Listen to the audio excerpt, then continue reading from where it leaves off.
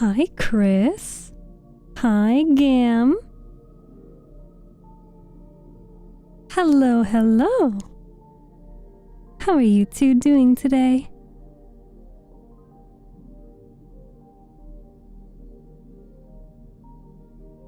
Have you been drinking water?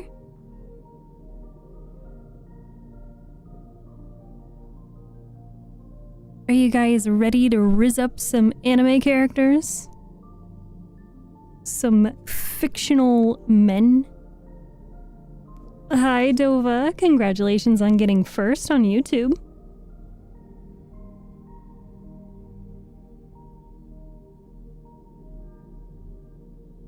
I'm doing better now that you're here. Oh, shucks. Where's my congrats, Kappa? Well, now that you said it, you don't get it. Congratulations on getting first, redeeming first in chat. We go ahead and turn on YouTube Shorts. If YouTube Shorts ever stops loading, Jesus Christ, that took a while. Okay, and tier 100 teasing. Ready to make my day suck less? Yes. It's almost a requirement. Stream is a necessity in order to make your day suck less. Oh my gosh, guys, we got a hate message on TikTok. Can you believe it? I can't believe it. Someone has the audacity to show up and say, "Quit yapping and end the live." Aww, how sweet of you. I hope you step on a melted ice cube. I hope you accidentally put bleach on your favorite shirt.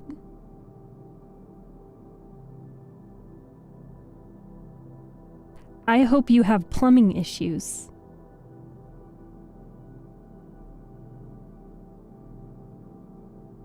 Hi, Chaos. It's okay. We're playing a game and, you know, we don't normally play games, so I'm not surprised that there's not a whole lot of people that come by for it, you know? People join stream when they can join stream, and I appreciate it when people can be here. Hi, Nathansky. Hi, Will. Hi, Unzipped. Hi, Melody. Oh, goodness, so many lovely people. Welcome and thank you for joining. Thank you so much for joining the stream.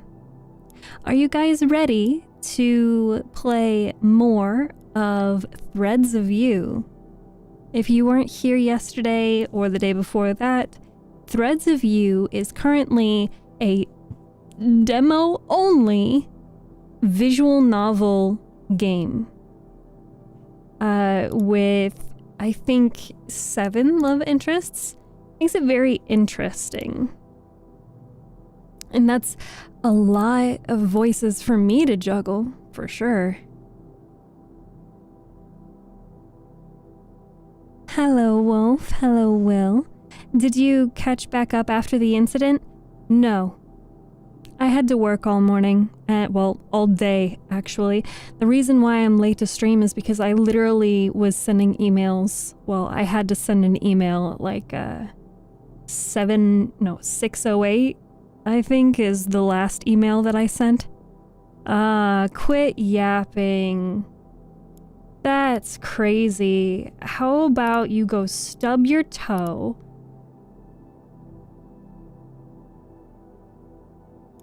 Aw, and another person telling me to just stop streaming. Such motivation. Unbelievable. You know, people really think that, you know, the Twitch discovery system working against me would discourage me. People insulting me live on stream would discourage me. That my social media algorithms and all of that not helping, not reaching new audience. But you'd really think, you know, I'm not discouraged enough that I need people to show up in my chat just to tell me to end it, you know? And I don't just mean the stream. That's crazy. I'm so grateful to have these people. You're only 18 minutes, it's nothing. I mean, it's a lot better than, there have been times where I've been like 30 minutes late. Grim Tea, hi, it's good to see you. Stub your toe into a wood chipper. Ooh, I like that one. How are you doing? I'm here. I am ready to play some more of this visual novel game. We will unfortunately have to get caught up to where we used to be. I encountered a bug at the end of yesterday's stream, so we have a lot of rework to do. Kirito, this is called Threads of You Beyond the Bay. It is listed. You got Purple app? Yes, you can find me anywhere as StephTsu. It is right now only available as a demo. So we are going to switch screens over this way. There we go. What is that sea queen I see? Oh, it couldn't possibly be me. Thank you, I love you too. What anime is this? It's me. Hi.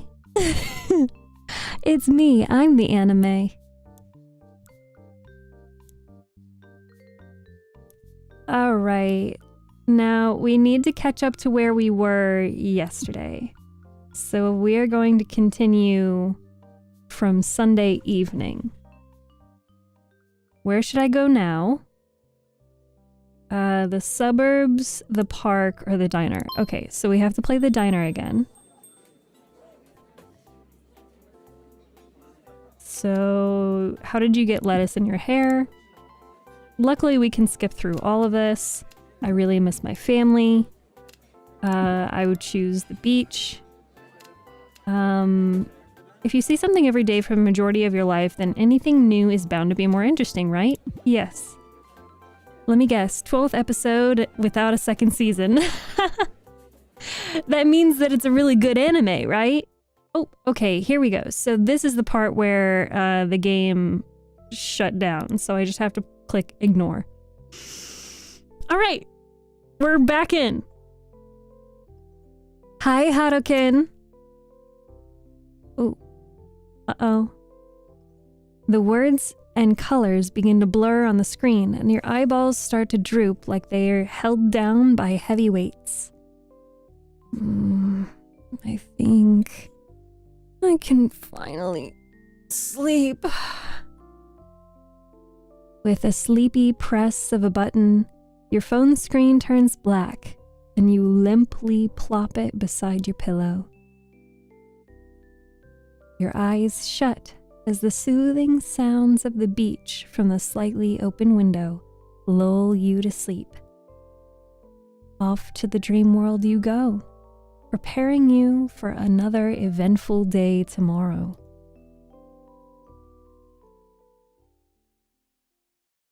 Monday. Here, let me add this for TikTok chat. You get a big view of me, and you get a small view of what's actually happening behind me. Okay. Who should I talk to today? Okay, so we can either go to the west suburbs, the bookstore. Is that Andrew? I mean, there's a cat in the photo.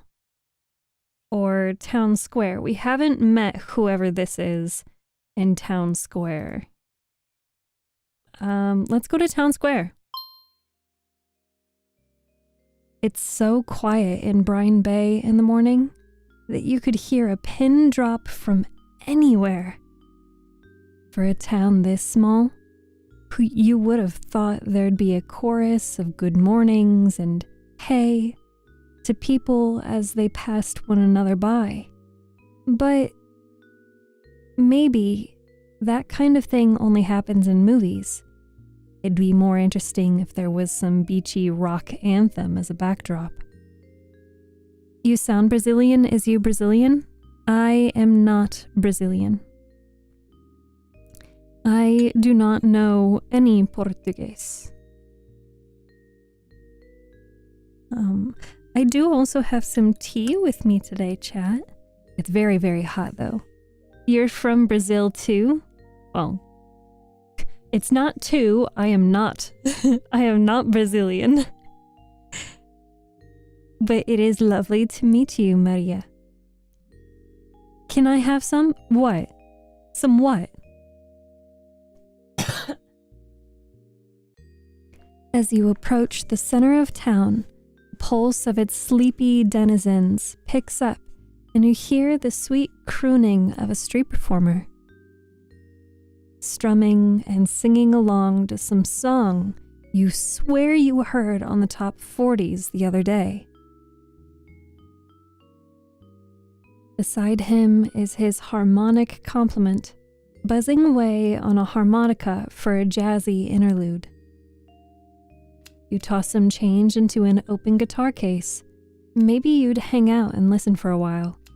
They're good, but not enough for you to stay all morning. I've got nowhere else to be. Maybe you'd hang out and listen for a while. It isn't as if you have anywhere to be this morning. The music's nice and the weather's pleasant enough. There are still some vendors sticking around after Saturday's event. Maybe you could grab a cup of coffee or something to snack on and hang out until their set's done, or until you figure out something else to do. As you start to search for somewhere to enjoy the music, you find the slowly swaying figure of a man that acts more like a metronome than a person. Vince's attention fixes on the musicians at play, fingertips tapping idly at the tops of his knees, offbeat for a second until he finds the rhythm.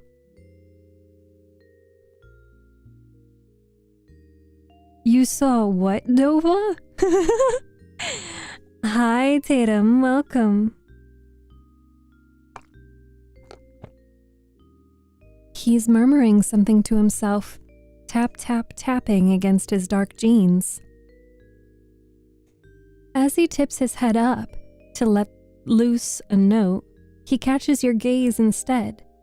That sunny expression of his gives way to his usual cloudiness. His lips seal, and Vince is suddenly all sharp angles, fingers tenting where they rest, as though he's forgotten how to relax the joints in his hands.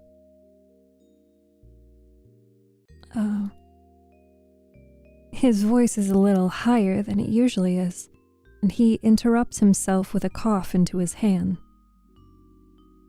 Vince slumps forward again, headphones swinging as he does. Hey, how long were you? He loops his finger through the air, as if gesturing to the entire plaza. I didn't see anything if you didn't want me to. Oh. Great. So you saw the whole thing. The whole thing, even the part when you started doing the jitterbug. Already forgotten. I don't even have eyes. You're making a big deal out of nothing. The middle one is definitely a me response. Already forgotten. I don't even have eyes. IRL, I would actually say, I have no idea what you're talking about. I didn't see anything. He smiles quietly as he allows his arms to drop into his lap. I'm glad we're on the same page. Mind if I... You gestured toward the seat beside him. He shakes his head, making room for you and your things. He draws into himself, and the two of you share in the unquiet of the town square. Behind you, the water of the fountain babbles a beat off from the performers, who have since changed keys from pop songs to an unfamiliar ballad.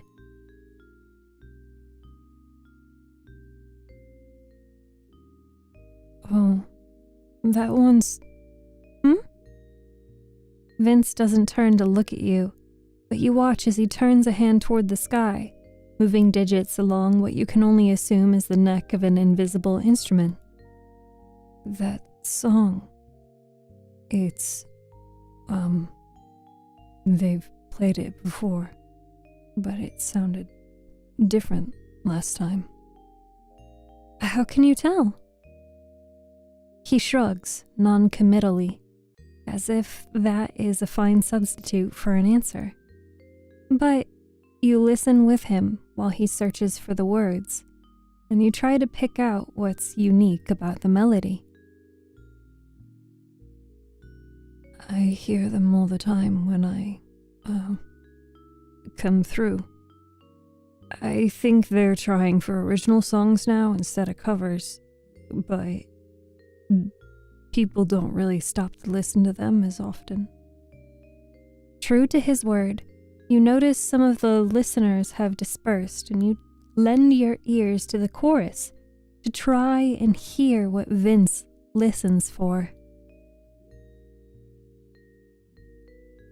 It's a light, breezy song, but you don't think it's eclectic enough to never make it to the radio. What's it sound like to you? What does it sound like to you? I asked you first.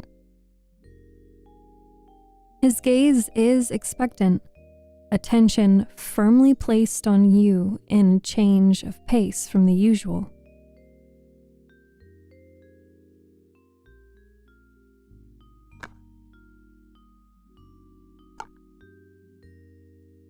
Hola, no, I don't remember you. Did you change your username? Where Vince normally searches for any reason to not see you, he wants an answer, though. What it is? You can't say that you know.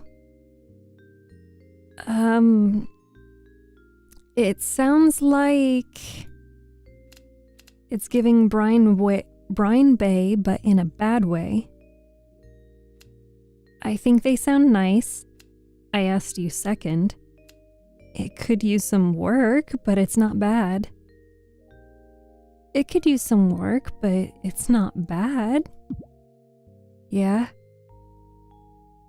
His wary, hesitant voice almost makes you second guess your answer. Was this a listening test that you weren't prepared for?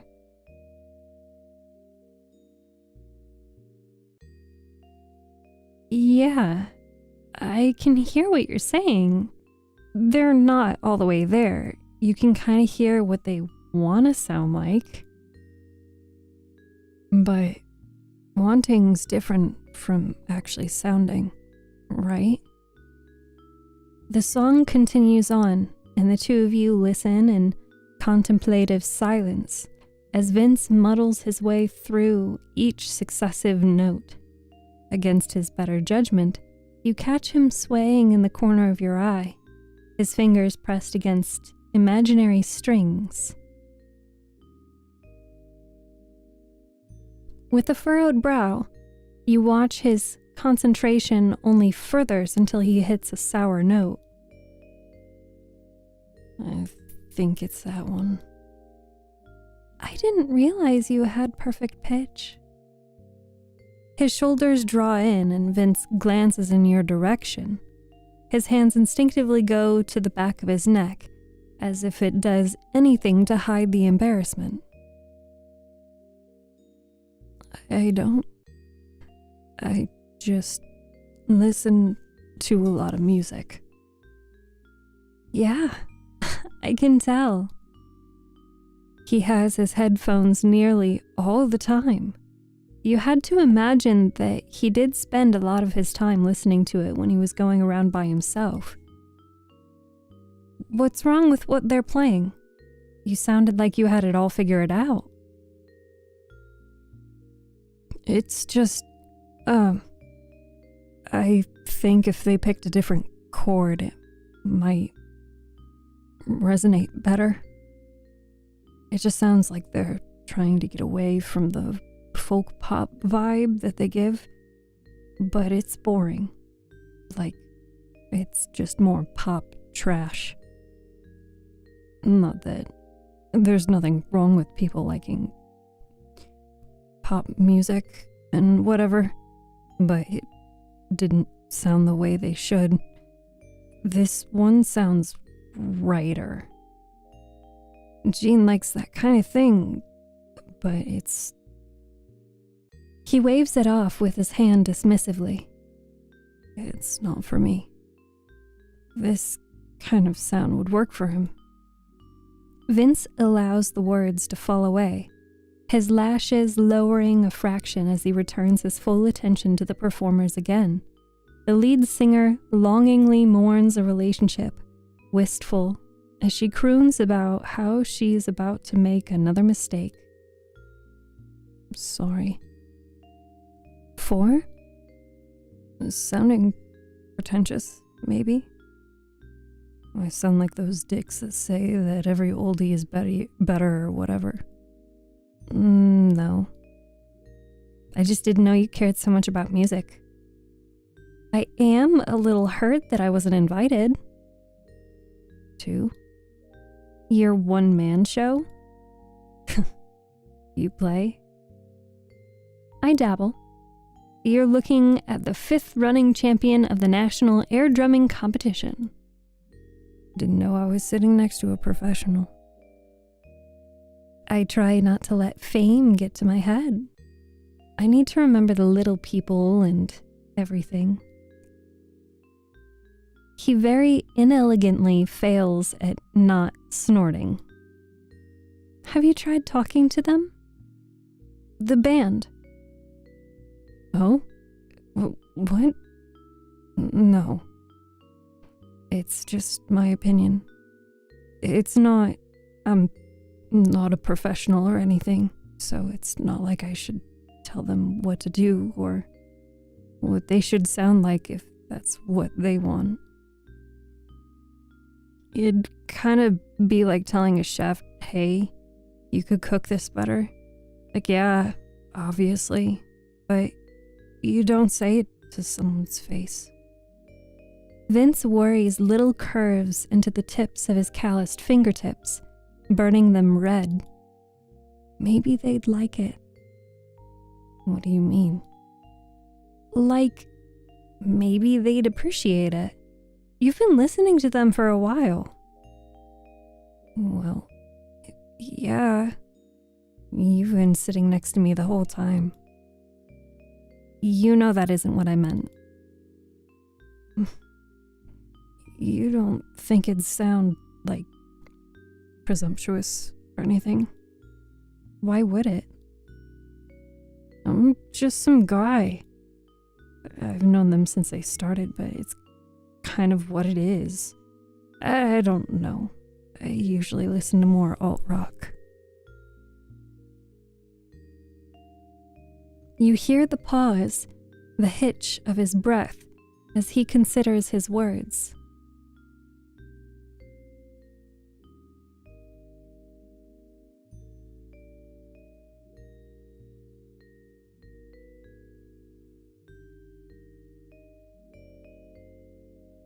But you don't get to be picky about talent. You hear enough of a good thing and, I don't know, it's just good, you know? You end up liking it. He laughs, looking over at the group with the kind of fondness you'd imagine that he reserves only for people he cares about. Kind and reverential. Hi, Jackson. Welcome back. It's good to see you again today. Vince grows characteristically quiet again, easing neatly into old habits as he listens, and the band switches to a different song. You don't recognize this one either.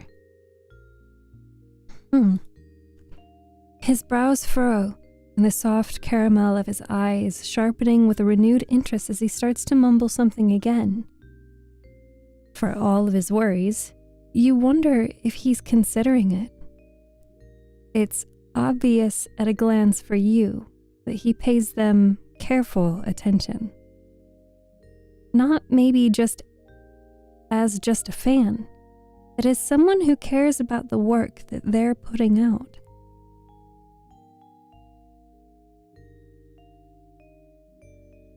You don't have to push yourself if you don't want to. Let me guess. You don't want to? What's the worst thing that they could say if you do? This bottom question could actually open up for like anxiety. This second question is like just very brash. You don't have to push yourself if you don't want to. This one's just kind of reassuring and like a gentle nudge, being like, you can do it. You don't have to push yourself if you don't want to. I didn't mean to sound like, oh, no, you're fine. I get what you're saying. I was just thinking about how to say it without coming off the wrong way. It's kind of like I said.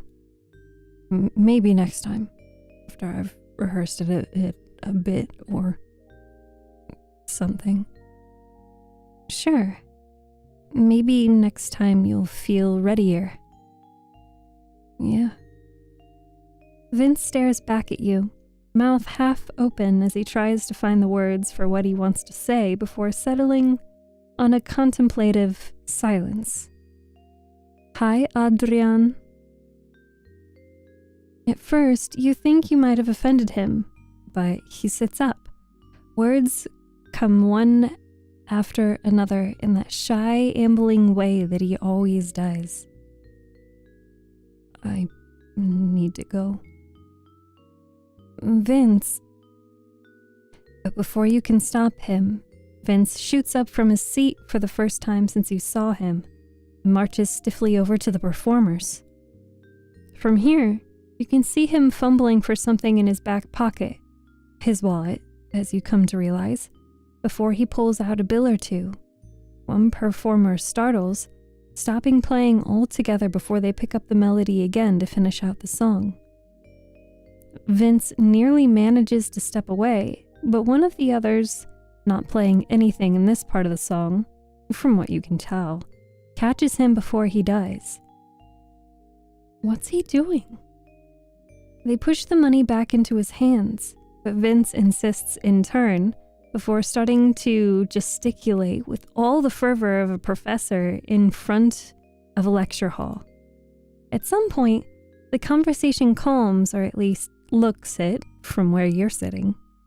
With another few exchanged words, he returns to you, grimmer than he looked before. Vince drops back down onto the bench with an audible, "Oh, that was awful." Really? Was it that bad? I'm sorry. I shouldn't have... No. He sits up, tucking his arms back into himself as a nervous leg shakes the metal frame trapped beneath you both. You can practically feel the wood vibrating. They were nice. Really. They were nice about it. It was like you said. They didn't tell me to keep my opinions to myself or anything. And they recognized me. Yeah? Yeah. He laughs, breathless and light, a stitch in his chest as he looks at you. It's kind of nice. It's like when you're being recognized at restaurants and whatever. Almost like a regular, just with ears. And did they like what your ears had to say? That makes... Yeah. They were cool about it. Said they'd want to talk more. And maybe we could play together or something. His lips sealed together in a tight-lipped seam, and the bench shakes all the more vigorously.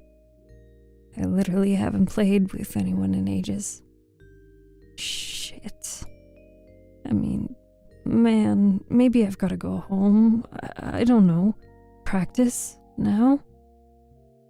He trails off, but his nervous look fit to settle, and Vince allows a slow sigh to be drawn out of him. It's nice. Doing something new. Talking to someone new. He smiles gratefully, and maybe a beat too long after the musicians pack away their things, and Vince has already excused himself for the afternoon. Do you realize that he meant you were included in the niceness of having a change? Where should I go now? Let's save.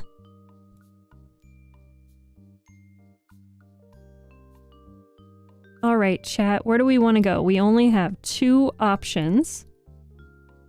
Do we go back to the park? I don't know who that is. Oh, maybe that's Kai? Maybe? Or do we go to the diner and see Chris? Do we go to the park or do we go to the diner?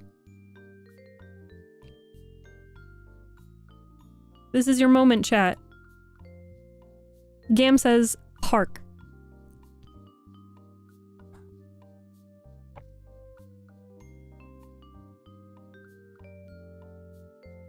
All right, park it is.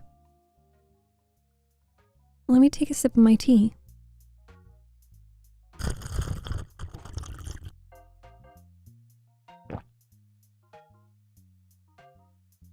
It's the perfect day to be outside, and the rest of Brine Bay agrees.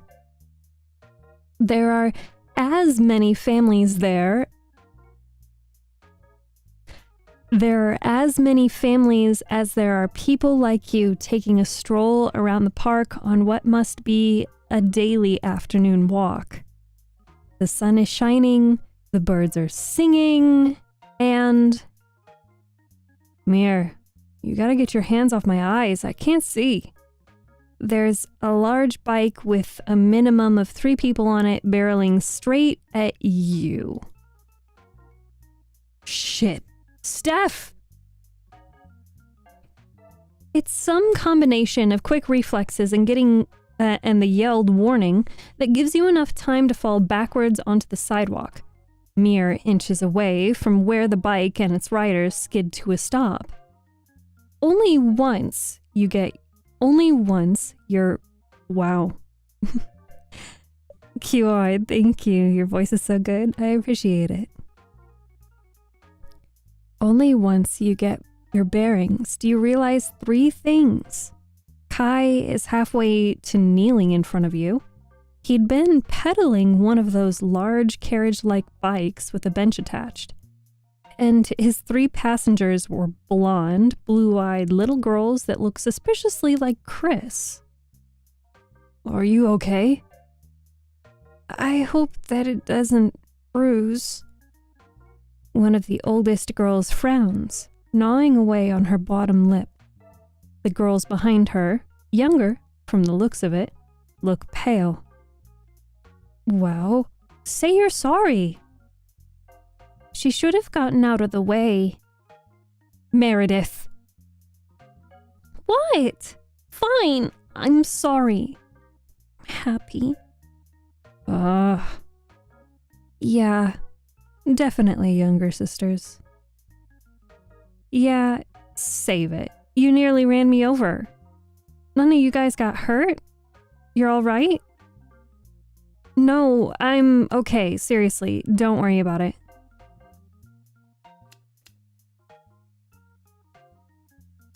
I don't know. I kind of feel like being... You nearly ran me over! Now, to be fair, Kai was the one driving the bike. Like, He was... Here, let's pull up the log. He was the one pedaling. Yeah.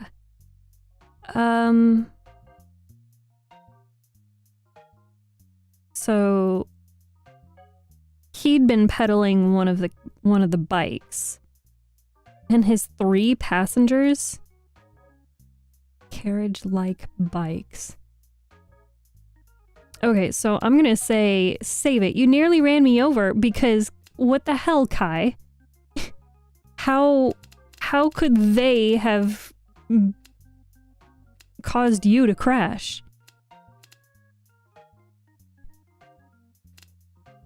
Right?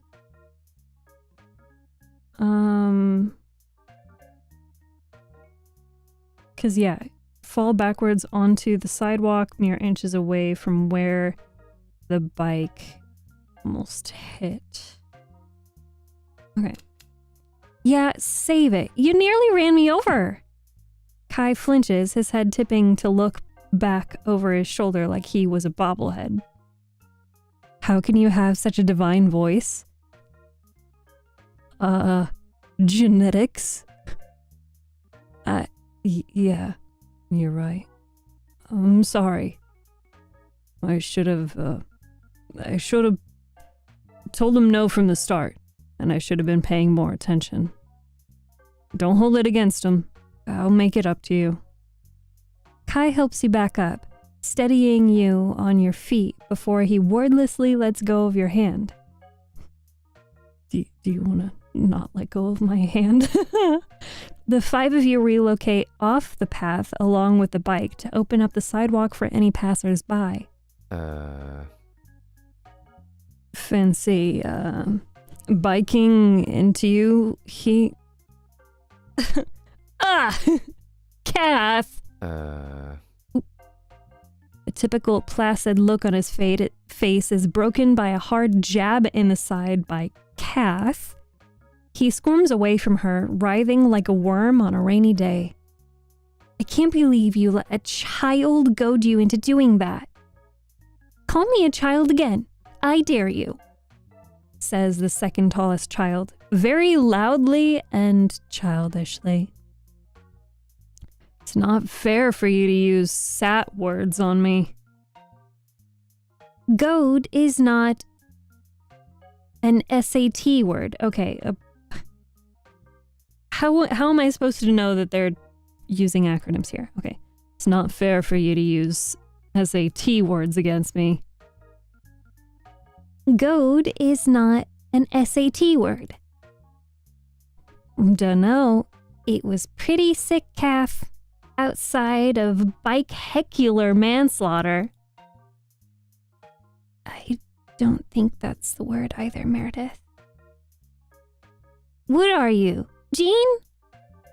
You're supposed to call him Sheriff Williams, Meredith. Also, stop calling me Kath. You know I hate it.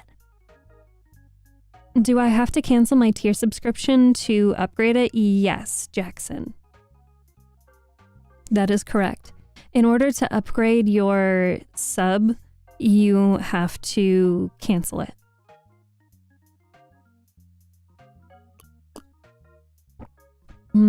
Tea. You let Kai do it. Yeah, well, Kai's hopeless. Damn. Kai, you're not supposed to curse.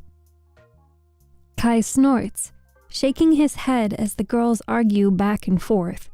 He catches your eye, a touch of mischief hidden in warm brown. Why is it even like that? Honestly, I don't know. Twitch has a lot of things they need to fix, but hey, they spent an enormous amount of money on features that no one asked for. How great, right? You met him yet? Should I have? They're local celebrities, so... It's Kath, Mare, and Minneapolis. Chris's little ones. Chris has kids? Might as well have. His sisters. Catherine! I'm okay with Mare. You get to call me Meredith, though. And that's Mia. Not whatever he calls her. The second oldest, Meredith, jerks her thumb in her youngest's direction.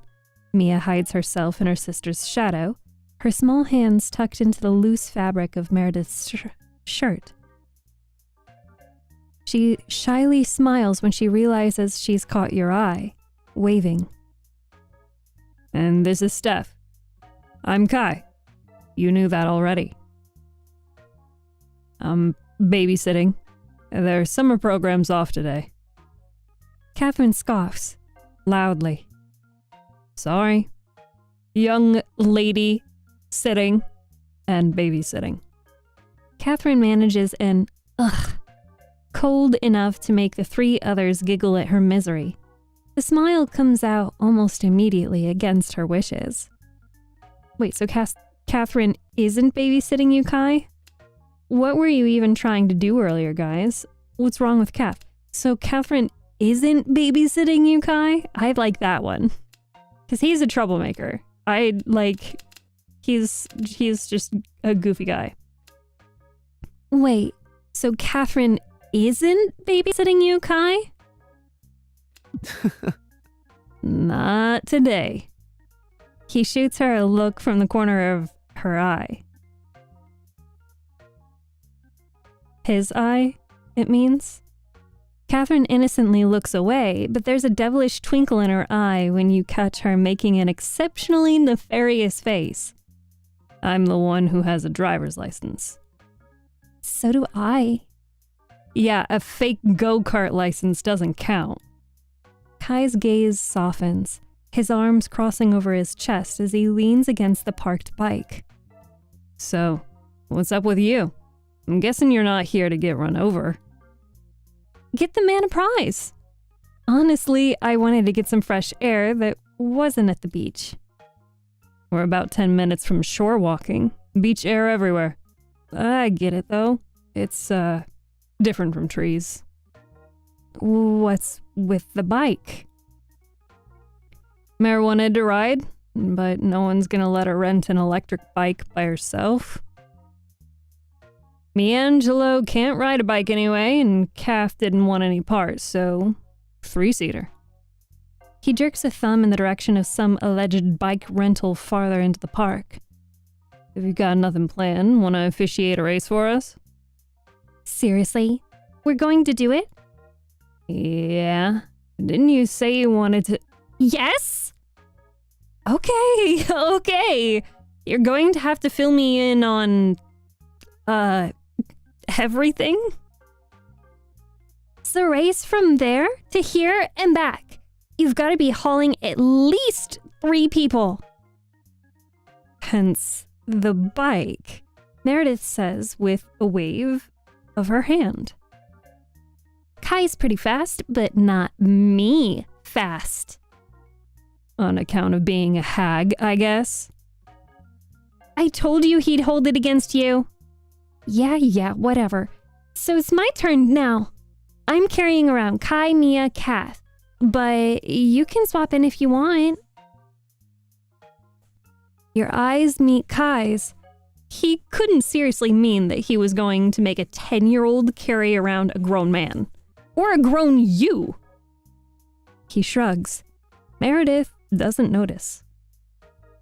I can hear your doubt, but I can totally do it. Does it have to be a bike race? I swear I have the dyslexic font turned on, yet I'm still dyslexic. I'm not.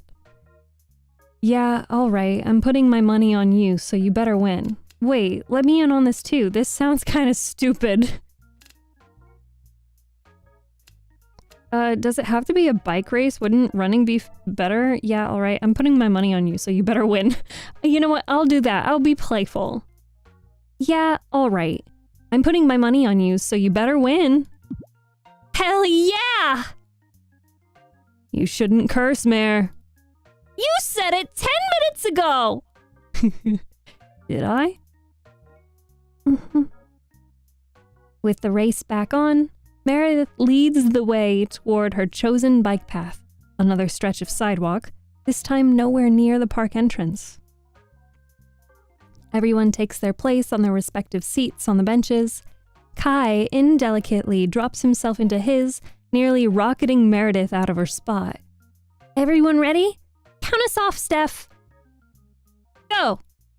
That's not count. Whatever, bye. So she says. But it doesn't take a genius. Anyone could tell that it was a lost cause from the start.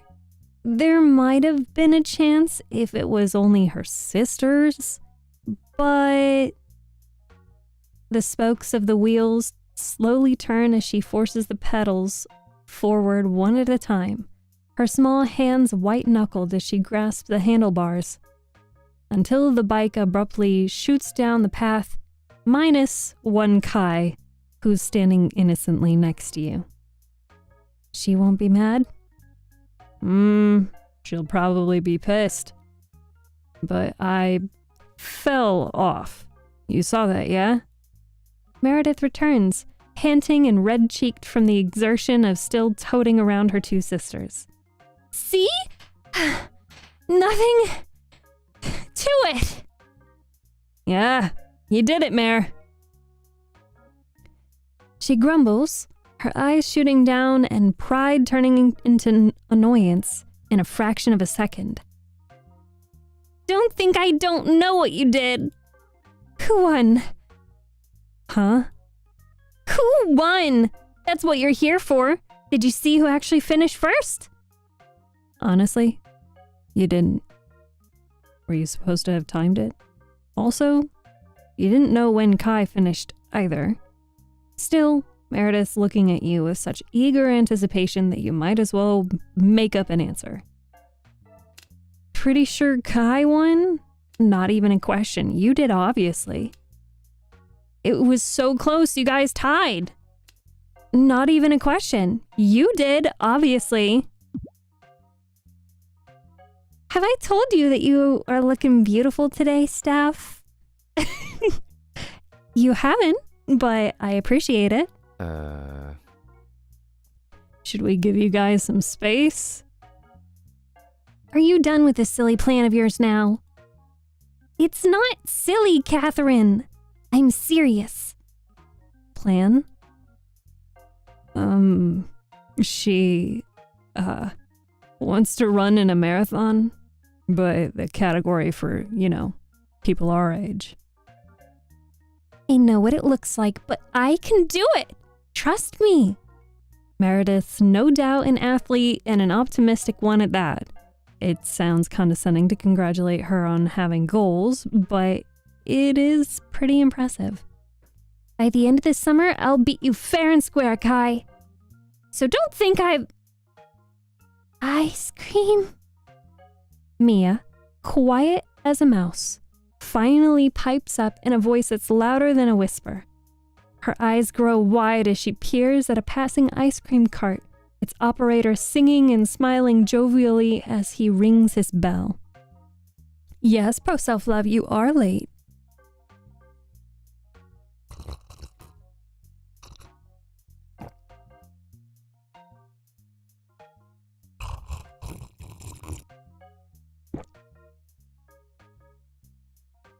Can we? Kai digs out his wallet, producing a few crumpled bills to hand off to the girls. Meredith shoots him a look over the top of pushing Mia's head, as if to say, this conversation's not over. How is stream? We're making really good progress on the game. I'm glad that you're here now, Pro Self-Love. How was your day today? Kai shakes his head, sighing, as his hand comes to rest on the back of his neck. God. They're kind of a handful, huh? You have no idea. I don't really, want to put in my full effort against a kid. But she really wants me to do that, and I don't know how to tell her that it'd look bad for me to. I mean, it's what she's asking. She's giving her all, so you should too, right? I Kai quiets, a soft huh falling out of his mouth almost as soon as the words leave your mouth. Didn't think about it like that. I mean, you know her better than me, so maybe I'm wrong, but no, you got a point. She wants me to take her seriously, even if it's... He waves his hand nebulously. She needs proof for herself or something. Yeah, I mean, it's not gonna magically get her into an adult marathon, but you know. Yeah, Hey! Are you guys getting anything or what? With a gesture and a wave, Kai directs you back toward the ice cream cart. Each of the girls have gotten their own, and with a flattering anything you want from Kai as an apology for nearly turning you into gum on the sidewalk, you leave the park with a handful of ice cream bars and an afternoon's worth of fun. Where should I go now? I'm gonna save again.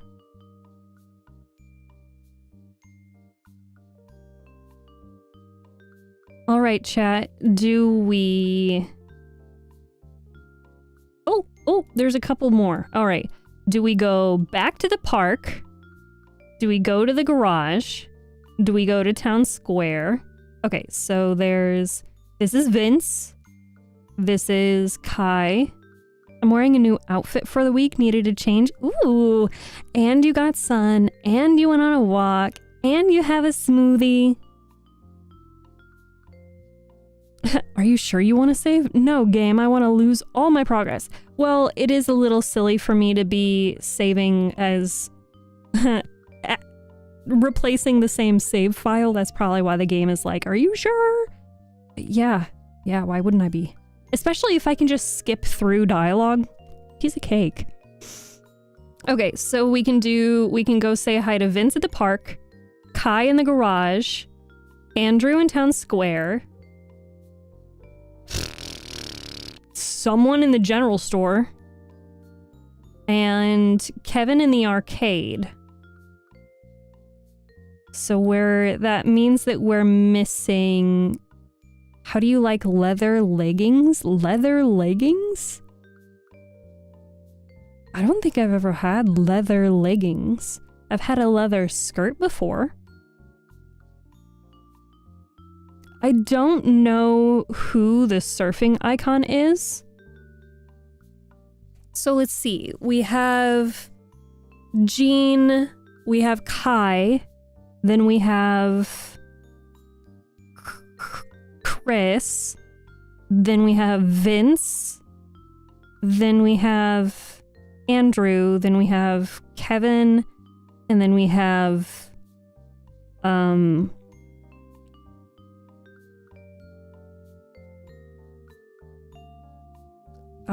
Wyatt.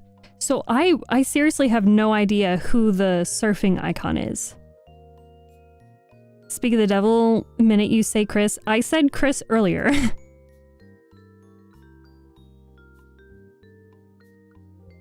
Because I think there's only 7 love interests. So it's Monday evening on our vacation.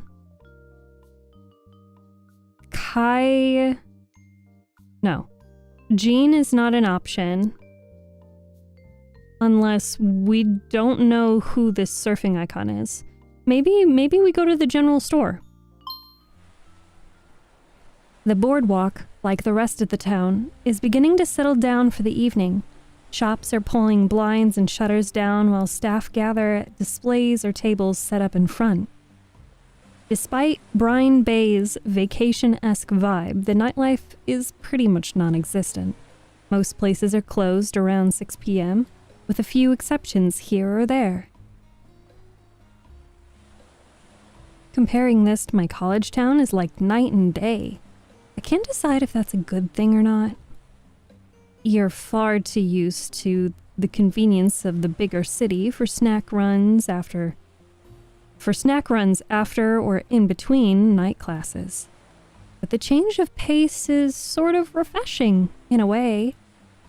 As the edge of the boardwalk comes into view, you notice several people exit from a shop. They're hauling hefty plastic shopping bags and chatting loudly, heading straight for the beach. Something still open? Now this I've got to see. A well-lit general store amongst the row of darkened establishments draws you in like a homing beacon. Its windows are plastered with several brightly colored flyers and signs, advertising deals on goods ranging from fish bait to pineapple-scented candles.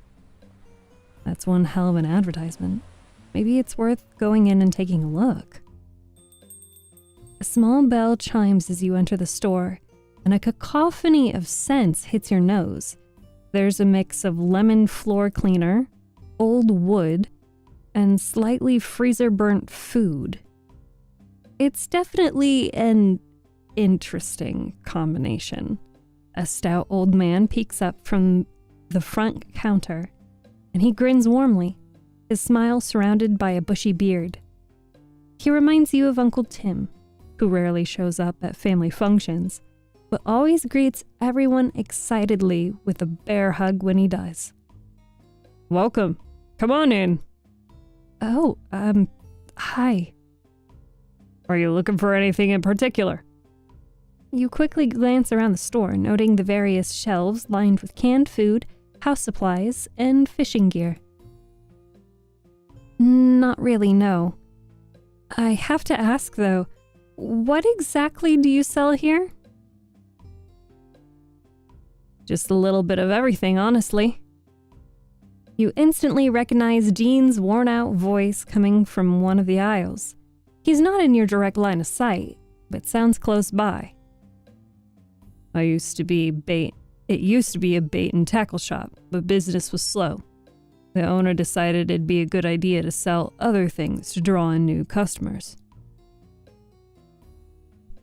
The man at the counter puffs up his chest and strokes his graying beard. And it sure as hell worked. It ain't a bad business model if you ask me. Did you know that I've got more produce sales than that biggest grocery store in town? Mine's not as pretty, but people love it here. Not that I'm disagreeing with you, sir, but maybe we can try to organize these shelves a little better from now on. Everything's where it should be. I ain't no fancy man, but my daughter's taught me a thing or two about aesthetics or whatever y'all youngins call it. I think you mean... Never mind. Anyways, I've been searching for at least 10 minutes now and still can't find what I'm looking for. It's there somewhere. I stalked it myself. Yes, you've told me that 5 times now. You follow Jane's voice and find him in the third aisle, crouched in front of a cardboard box filled with various coffee bean bags. More of them surround his feet on the floor like a mini army guarding their post. Whoa, what's going on here? I don't think you have a search warrant for those beans. Hey. Hey, Steph. Gene doesn't even spare you a glance, clearly too distracted with rummaging. He lets out a frustrated groan, his brows furrowing into a deep frown. Sir, I still don't see the right blend anywhere. Keep looking. His shoulders drop as he heaves a sigh of defeat. Gene looks up at you, handsome face marred with dark eye bags and worry lines. What's gotten you so stressed? I've been trying to look for this one specific blend that the office loves. The problem is I can't remember what it's called or what it looks like. So I'm stuck reading every single label until something rings a bell.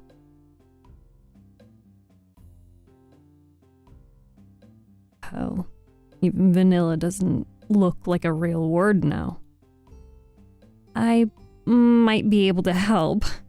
Can you recall any sort of detail? All I know is it has a really eccentric name. Something you don't normally see featured in a sheriff's office, that's for sure. You bend over to get a closer look at the selection, This would have been a walk in the park for your coffee-obsessed roommate, but you did pick up a few things from them.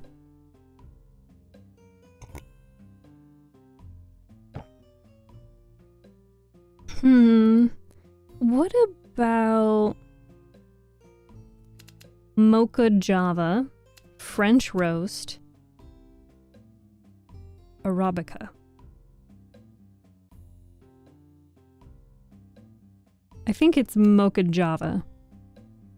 Because, like, French roast... Arabica. This is a type of bean. This is a type of roast. This is something that people would deny enjoying. I've had mocha before, but never heard it combined with anything. Hi, KSL. Welcome. How are you? I'm doing well. It's a day. It's been a day, and I have things that I have done. It's been a good day. I've taken care of quite a bit of stuff, many things. And I actually have more things that I plan on doing after stream is over today.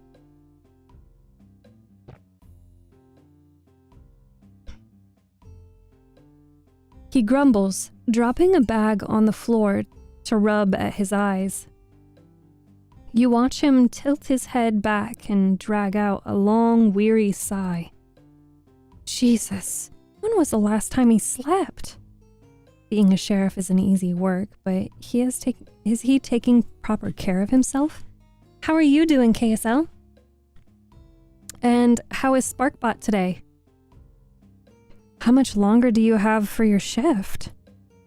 Gene blinks slowly, trying to process what you said. He leans forward and pinches the bridge of his nose, eyes squeezing shut. Oh, I'm done for the day. Just figured I'd do this for the night crew. Nobody actually likes taking those hours, but somebody's got to. Grabbing them some fuel is the least I can do for them, honestly. Isn't that their job, though? How long were you working? Can this wait until your next shift? Let him be? We're just asking questions. We're just being kind. How long were you working? Be honest with me now. Have you been pulling all-nighters? No, I'm not usually allowed to. I get shoved out of the office when my time's up. I took an extra shift yesterday, so my deputies offered to take over today. I'd say you need caffeine more than them right now. He lets out a dry laugh and points at the stains on his wrinkled uniform. I've had more than enough coffee these past few days. Any more and I might set a concerning world record. So, how many cups are we talking? You're met with silence, as Gene seems awfully focused on a spot by his feet. Okay, yeah, no more coffee for you. Despite your suggestion to stop, Gene continues his search. Judging by the furrow of his brows, it doesn't show any promise. Hi, Ayush. Welcome. It's going well. How are you? A quick glance at your phone shows that it's 7 p.m. on the dot. You send a concerned look to Gene, who's fully immersed in comparing 3 different blends in front of him. Were you planning on driving back to the office after this? Yeah. If I ever find the right one, that is. How far is it from here? About 2 towns over. Without traffic, I'll be there in about 45 minutes. Yeah, but think about the round trip. You'd be on the road for over 2 hours minimum. I don't really mind. Night drives are really calming to me. His stubbornness, while charming, is getting a bit much. You can't help feeling frustrated and heave a loud sigh. That doesn't make any sense. It'll take you forever to get back, and all for what? A cup of coffee? Come on, I think you can just... I can't, all right? They need me, and I'm not letting them down. You wouldn't understand. Your lips clamp shut. and shoulders tense, a natural and immediate reaction to his sudden outburst. It takes him a second to register what's going on. Gene's entire body stiffens as the color flushes from his face. No, that's not what I meant to say. God, I'm sorry. A lot happened today, and I'm on edge. That's no excuse, of course.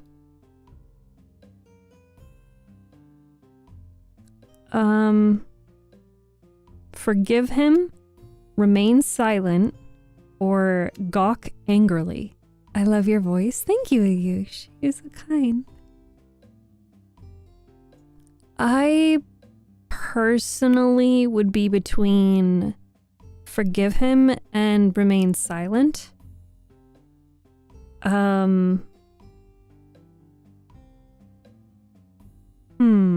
What would you guys say, chat? Like, I mean, I think that I would rather remain silent, but that maybe I would, say like, no, it's fine. It's okay. I get it. I mean, I would still, like, my feelings would still be hurt, but I'd be like, it's fine. Just don't worry about it. Like, don't think about it. And your avatar? Oh, thank you. And thank you,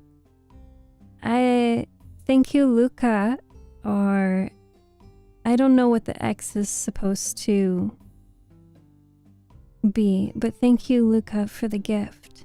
Thank you for the heart. We'll stay silent. You weren't really expecting that kind of a response. Rejection jabs at your chest, and a familiar tightness follows suit.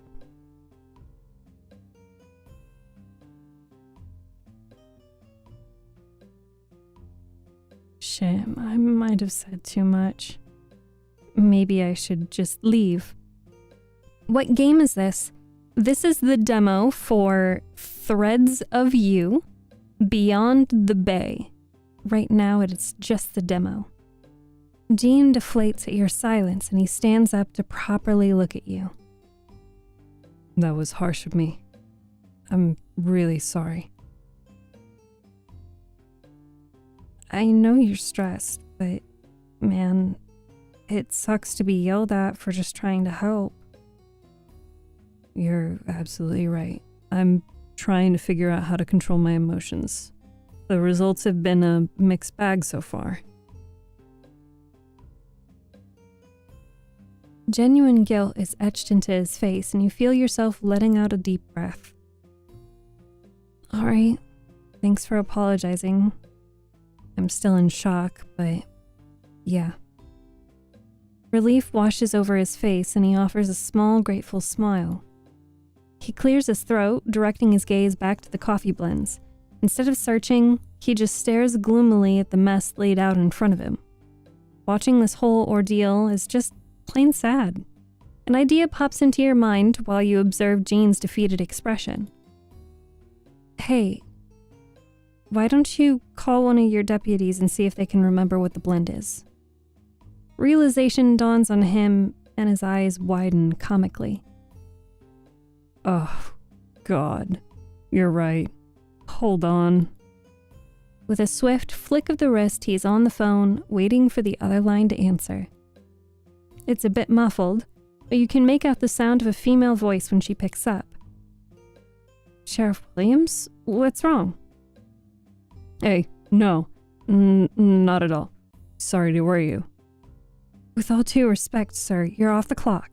We'll be fine without you, I promise. I wasn't calling to nag you. Look, I'm at the general store and wanted to pick up some coffee beans for the office. But I don't know which ones we usually get, so I'm wondering if you could tell me. Oh, sir, please go home and get some rest. We'll live for one night on the instant stuff. Good night. I'll see you in the morning. She hangs up, leaving Gene standing there, mouth slightly agape. Damn, I feel bad for him. But also he kind of deserves it, so... A lost expression crosses over his face for a while as he stares at the phone. Something tells me this isn't the first time he's tried helping out and got told off for it. Thank you, deputy lady, for your service. I think he needed a taste of his own medicine. He kneels down and starts to slowly put the bags back onto the shelf. Silence takes over, making way for an awkward break in between you two.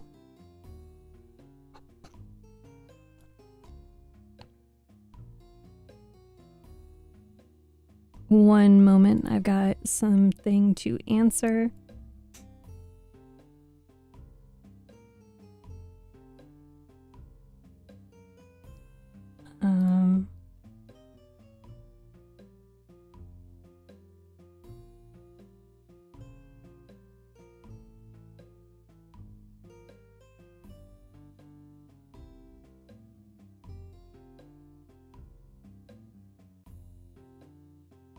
All right. Gene's the first one to end the quiet pause as he clears his throat. He lifts an espresso blend in one hand towards you and offers a small smile. This is one of the few I actually recognize. I have a bag at home and I drink a tall mug in the morning before I leave for work. Oi, what's going on over there? I've been hearing a lot of chatter and some yelling. Either you lovebirds kiss and make up or fight outside. The store ain't the right place for that.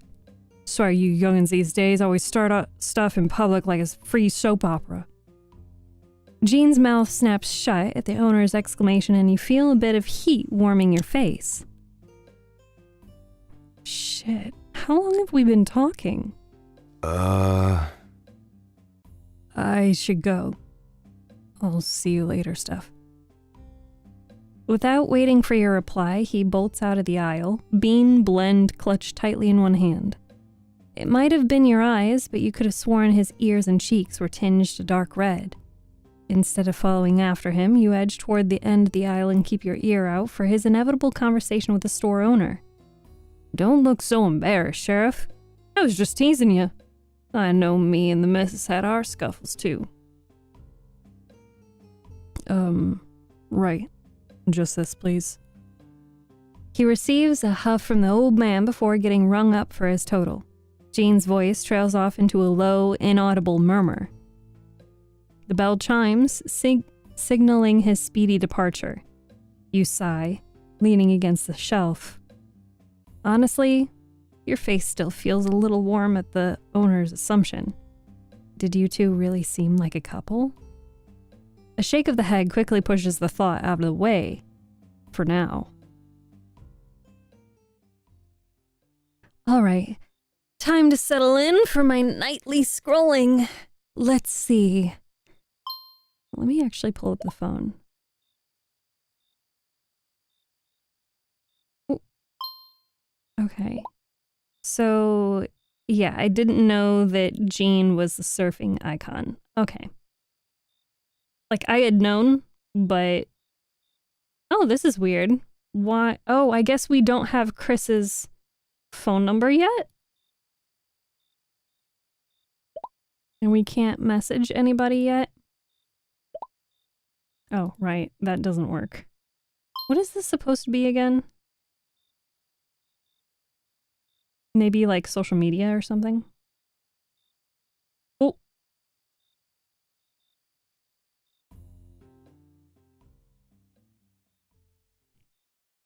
Okay.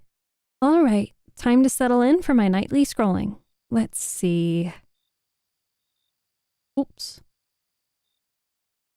Oh my god. So it just takes us... Okay, so it just opens... What I guess is like the social media is the ASMR goal thing for you to do a ASMR video.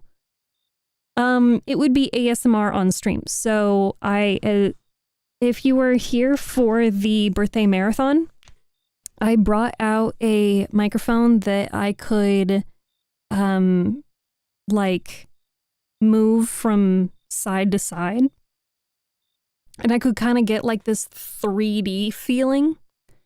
The microphone that you're listening to right now is my studio quality microphone. Excuse me, that was really loud. However, this microphone is not exactly an ASMR microphone. It is very good quality for my voice. So the ASMR, definitely studio quality. Thank you. I put a lot of time and effort and care into my setup. So on Twitch, if you want to contribute your channel points to the ASMR challenge, I will bring out the binaural microphone. It's a Yeti microphone. And we could do more whisper ASMR and more mouth pops. I know that people really liked the mouth pop sound for some reason. Hold on.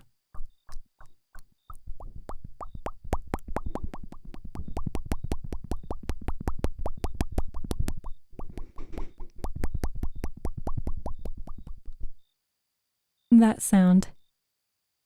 You guys really liked that in the ASMR streams. Hey Eclipse, welcome. The words and colors begin to blur on the screen and your eyelids start to droop like they're held down by weights. I think I can finally sleep. With a sleepy press of a button, your phone screen turns black and you limply plop it beside your pillow. Your eyes shut as the soothing sounds of the beach from the slightly open window lull you to sleep. Off to the dream world you go, preparing you for another eventful day tomorrow. How am I doing? I'm doing quite well. I'm enjoying the game. I'm always having a great time with chat. How are you today, Eclipse?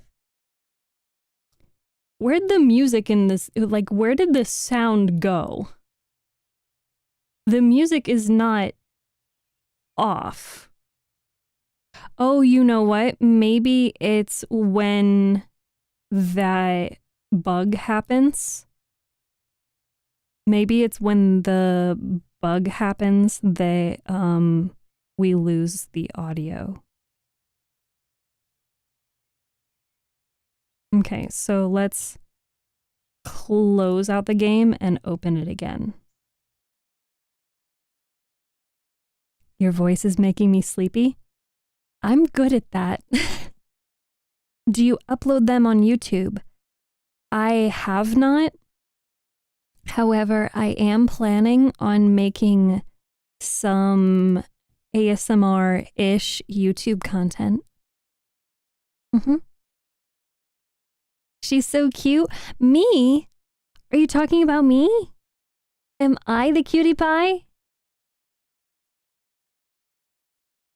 What's the currency in Sanctuary? Bubbles? Is that what you're asking about? Please do GNG. What does that mean?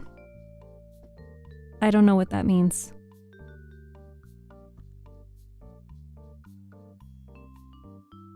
If you do the deep voice, I will fall asleep or crash out. The deep voice? Are you referring to, like when I'm trying to be the characters? Okay, we've got the game audio back. No. Alright guys, listen up. I'm opening a new casino in Sanctuary. Everyone come gamble. The mommy voice. Ah. See, that might be a little difficult because I just have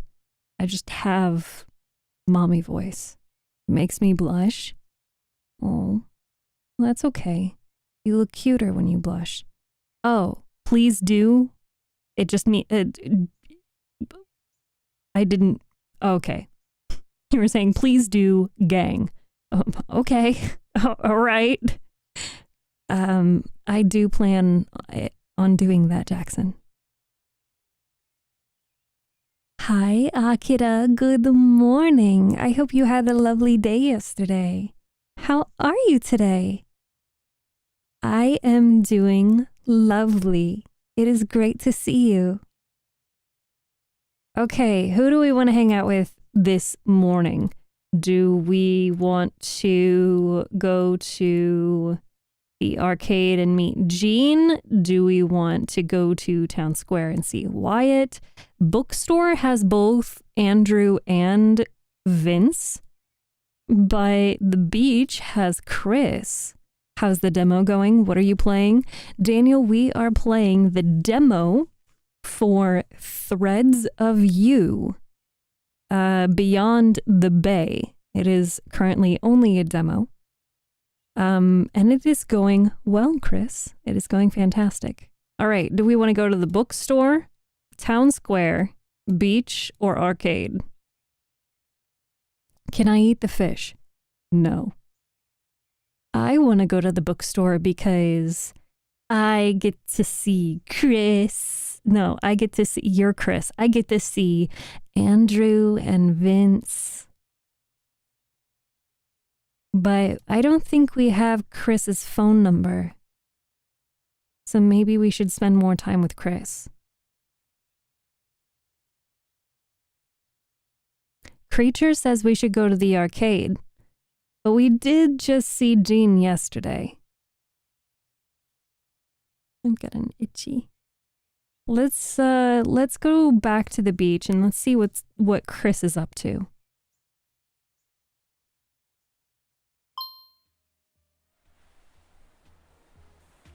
The first step into warm, soft beach sand always feels like a dream. You take it all in.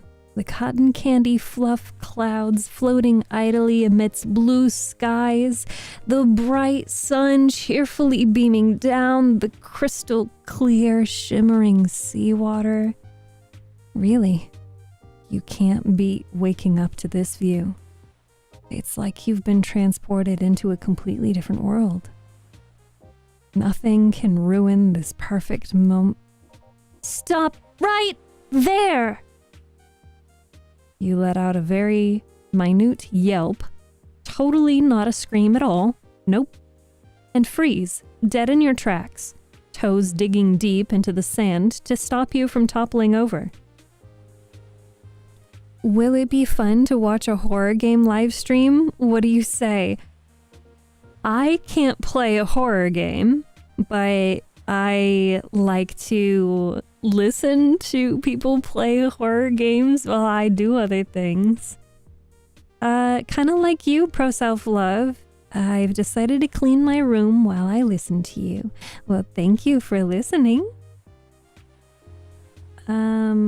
Oh, and if you guys hear any thunder, it is apparently raining.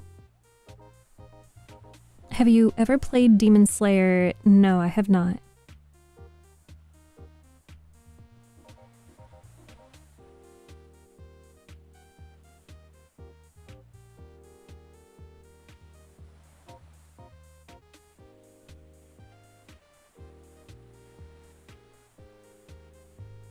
I received another message.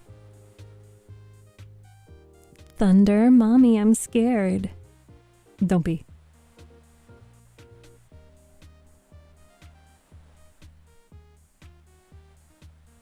I'm here. You have nothing to be scared of, except for me.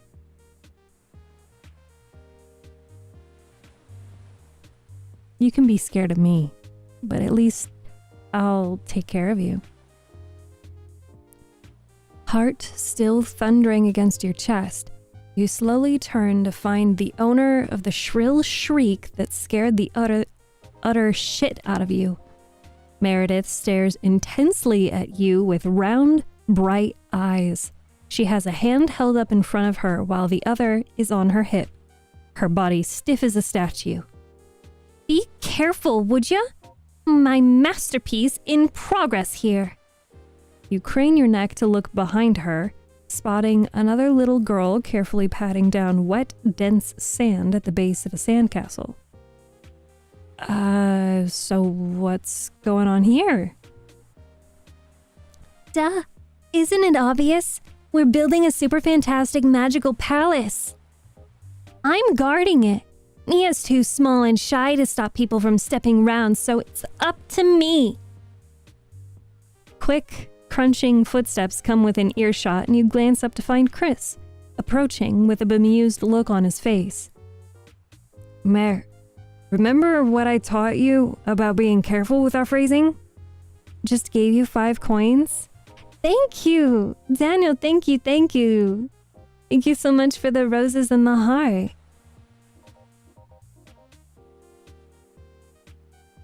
And we can't stop others from walking around the beach since it's for everyone. She huffs and crosses her arms as Chris lightly ruffles her hair. She looks towards you and gives you a warm smile.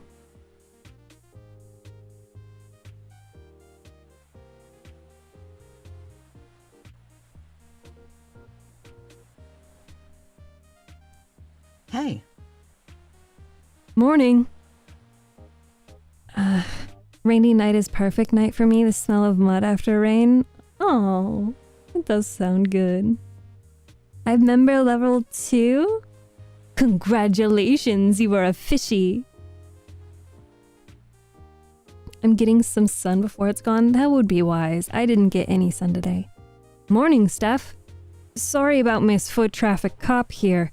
I'm sure she appreciates you not trampling over their hard work.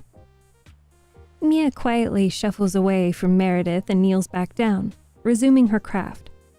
It's 1:40 a.m. That's quite early for you. We need more. Meredith perks up at her little sister's softly spoken request and nods eagerly. She grabs the bright teal bucket by her feet and skips away to retrieve more wet sand. Chris lets out a fond huff as you both watch the girls get back to their project. So, what brings you out here at this hour? I figured you'd be at the diner like usual. Oh. We're closed on Tuesdays. That's when I take care of all my errands for the week, like grocery shopping, laundry, you name it. I also run over to the next town for doctor's appointments. Just the typical stuff. You do all of that and watch your sisters? No, I don't think I have enough eyes or hands enough if I wanted to. He jerks a thumb over to Meredith and Mia, who are busy carving details into the castle with their fingers. These two had a girls' day camp, but something came up, so I've got to watch them this week. Catherine's usually in charge of watching Mare and Mia like you saw last time, but she's hanging out with her friends today. What happened with day camp? Couldn't Catherine just cancel and watch her sisters? You could take the girls with you to the doctors, right? What happened with the day camp? Too many kiddos and too little staff this year, unfortunately. The camp counselor called me, sounded like she was near tears. Oh my god, is that even, safe? Oh. Oh, they're super reliable. I'm friends with one of the counselors there. It's just this year's got a huge influx of kids, so I wanted to drop them off at Kai's for a bit, but he's been asleep until 15 minutes ago.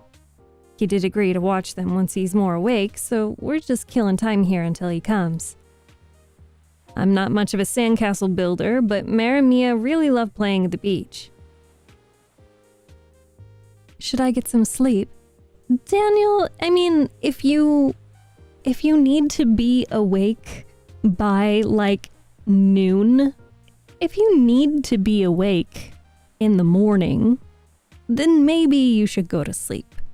But otherwise, if you don't have any reason to go to sleep, why go to sleep? Why sleep if no need to sleep? As if on cue, Meredith cheers as she finishes her side of their fortress. Fully decked out little swirls and stars. Mia claps for her sister, still halfway through her own decorations consisting of hearts and circles. This Chris dude low-key looks like a BTS member. Yeah. It's weekend. I don't have school right now, but I do have a math test on Monday. Well, it would be good for your sleep schedule to go to sleep, but you can also study a little bit tomorrow. Hi, Bunny. You weren't kidding. I think they both have natural talent for it. Chris tilts his head towards them, soft blue eyes twinkling playfully at you. How about we join them while we wait? Sure, I don't mind. I've got plenty of free time and I'm already here. Great. I'm sure they'll really appreciate the extra help. You two walk side by side toward the girls. Mia peeks up as you plop down beside her, eyeing you curiously but not saying a word. Chris offers an encouraging smile to you before looking at Mia. My sleep schedule is cooked. Pancakes or waffles? Both. Like you can't go wrong with like some pancakes. Oh my god, I had some amazing pancakes. Blueberry pancakes with oats in them. Perfectly crunchy, perfectly sweet, delicious. But then when you get waffles, you can't go wrong with waffles either. You get pockets of deliciousness. Have you ever listened to Dutch techno? Probably. Chris offers an encouraging smile to you before looking at Mia. Mia, you and Mare are pretty busy with the building and decorations. So is there anything we can do to help? She turns to her tools laying to her right, and she picks up 2 small shovels, extending one to Chris and you. Can you please make a moat? Good idea. We need protection all around. A moat's going to keep the enemies away. What kind of monsters would attack such a cute place? Miss, if you see my sleep schedule is messed up, I'm still awake. It's 5 a.m. Akira, you're always awake at 5 a.m. Thank you, Bunny. I hope you get pancakes and waffles tomorrow. Nasty, evil ones, obviously. They've got big, long claws that pinch you if you get too close. Is she talking about crabs? Mia nods solemnly in agreement.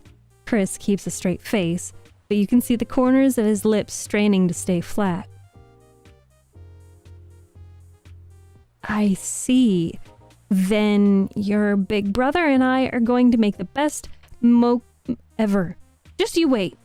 Those monsters won't know what hit them.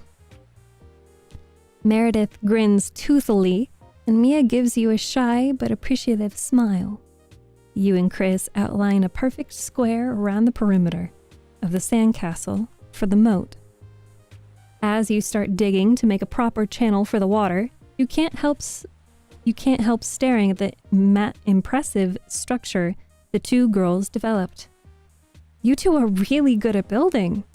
It's like I'm watching professionals at work.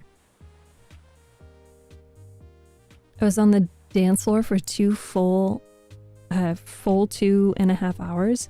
Oh man, that sounds like fun. Yep. Kai spent 2 weeks teaching us. He's real serious about it. Kind of rare to see since, he's Kai. And don't tell him I ever said this, but he's pretty good at building sandcastles. But I learned quick, and now I'm even better than that geezer. Her proud grin falls as she looks down at their sandcastle with furrowed brows. But I can't really prove it, because the judges told him he's too old to compete this year. Which is true. Ugh. You two really are rivals for life, huh? I'm not losing to him no matter what. Being tall ain't everything. I wonder how many times he's used that one on her. Anyway, it's gonna be me this year. We're the Sandcastle Masters now, right? Mm-hmm. You laugh softly as Mia bobs her head enthusiastically. Jazz, thank you. Chris lets out the lightest chuckle while he watches them fondly. She hums in deep contemplation as she idly taps her hands against the sand. What's up, Mia? I want to add something really cool. Meredith perks up, her eyes sparkling eagerly. Ooh, you should! Mia, emboldened by her sister's encouragement, turns her adorable big blue eyes towards you. I'm almost done, but... She trails off, looking timid again. Chris huffs a quiet, fond laugh before reaching over to pat her head. It's all right to ask, Mia. What would you like Steph to help with? Mia glances between Chris and you. She takes a moment to gather the courage to address you. Can you please look for decorations? Oh, sure. Do you have anything in mind? Anything pretty? Please. Not very specific, but I'll come up with something. Gotcha. Sit tight while I scavenge around here.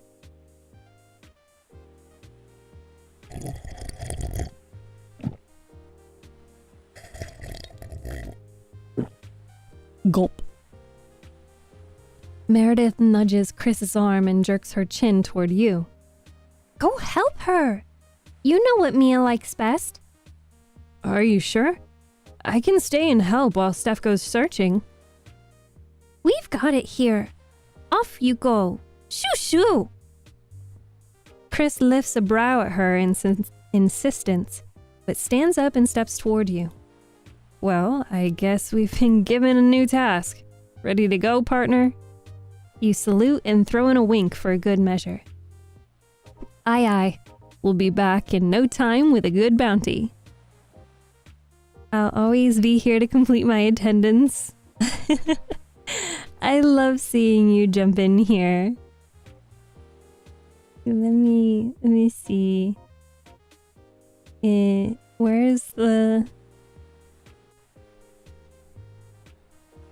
Where is... I'm looking for emotes. There we go. I found them.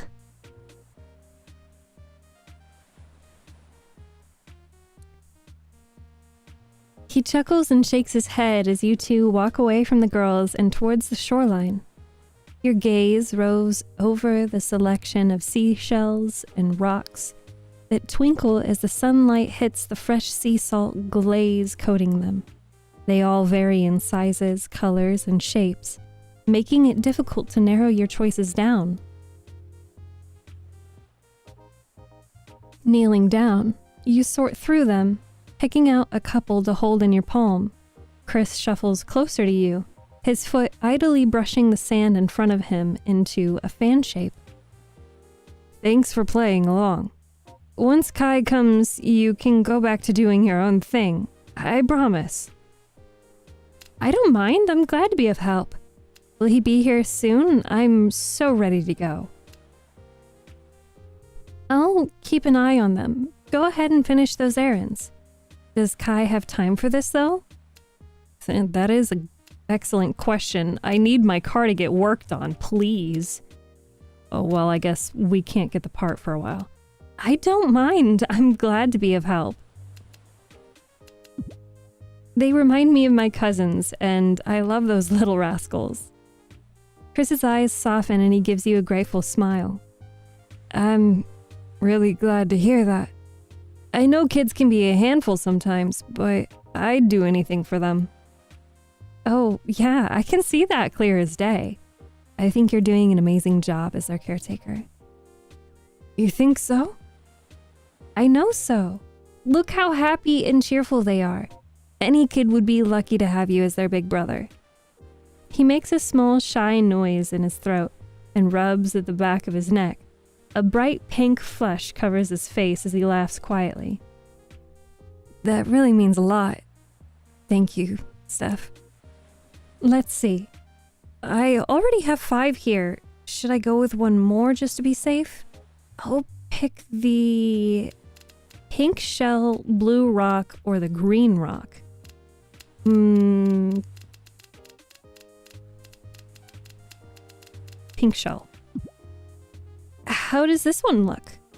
Chris nods his approval and offers to help you get up. His warm hand holds yours with a feather-light touch. He wordlessly takes the decorations with his other hand, admiring them with a light smile. I think that's good. Mia will be very happy. You walk back over to the girls, and Meredith is the first one to look up when you get close enough. A devilish grin takes over her face. She snickers into her hand, looking like she's discovered a juicy secret.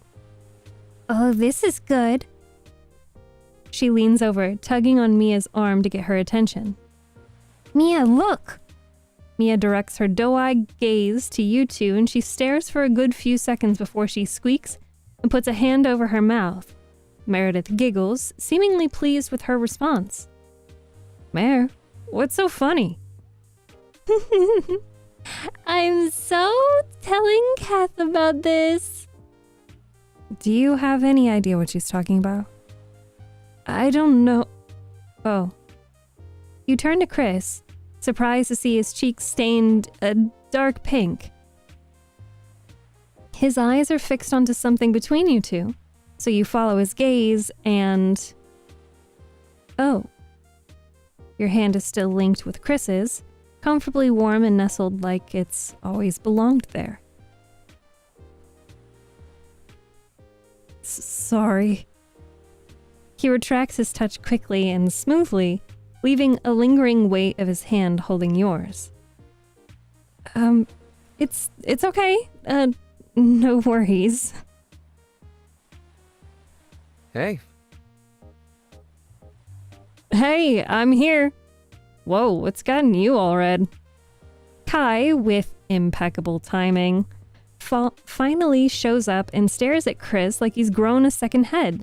He blinks and turns to you, looking even more surprised. Ah. Steph, what are you doing here? He quirks a brow as he watches you, his gaze flickering over to Chris briefly. Huh. Did you two forget your sunscreen or something? You hide your burning face with your hand, praying the ground swallows you whole right here and now.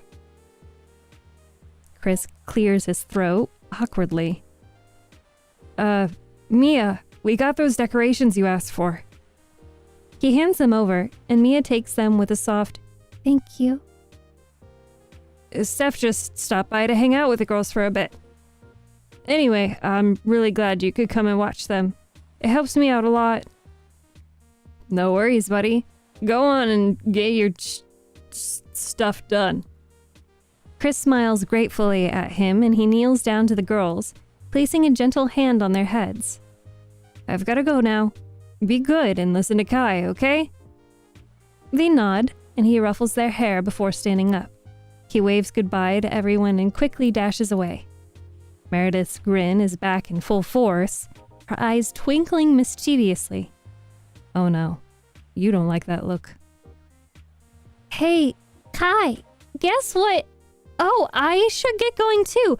I'll see you guys later. You book it out of there. No way you're sticking around for Kai's reaction to such a risky moment. That was definitely one eventful morning.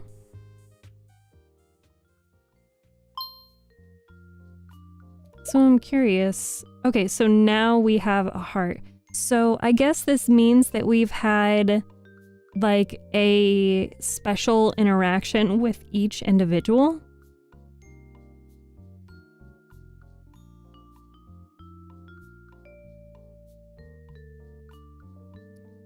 And I, of course, want to save again. I guess I actually wanted to save over Tuesday morning. All right, chat. Where are we going next? Never mind, you don't get to choose. We have one option. We go back to the beach. Be honest, miss. Do you have a cheat code for being this entertaining? Me? Entertaining? No. There is no cheat code. I am just kind of like always a little bouncy, always a little silly, a little goofy. Yes, Melody. What is it? Steph? Entertaining? In the same sentence? Makes sense. Me? Yes, Melody. Yes. Yes. Oh! Siren singing. Okay. We can switch. We can do a little bit more. Yeah, we can switch over to some siren singing. So I will close out of the game because I can just... You don't have to do that. I just want your time and attention for a moment. Oh, okay. Well, you don't want me to do siren singing? Oh, Chris, I didn't see your redemption. I'm proud of you. Did you know that? I'm proud of you, Chris. You have my birthday present. Oh! Okay. I'm excited now. I'm excited now. What is it? What is it? What is it? What is it? What is it? What is it? What is it? What is it? What is it?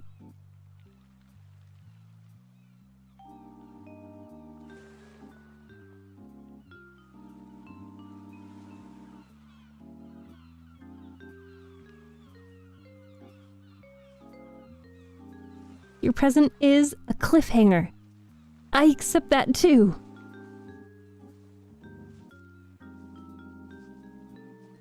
Until next time. No, no.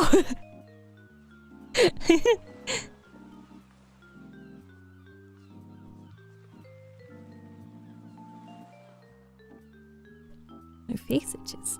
I take a sip of water.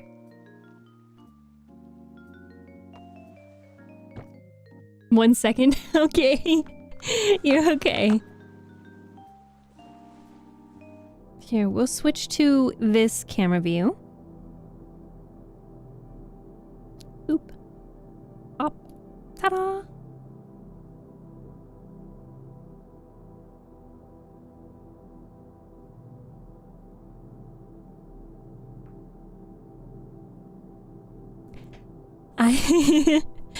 I know damn well Steph's doing a little dance in her chair out of excitement. That you are correct. I am doing a little dance in my chair. I'm like, excited. I'm gonna ignore the other thing that you said because it's just so incredibly wrong.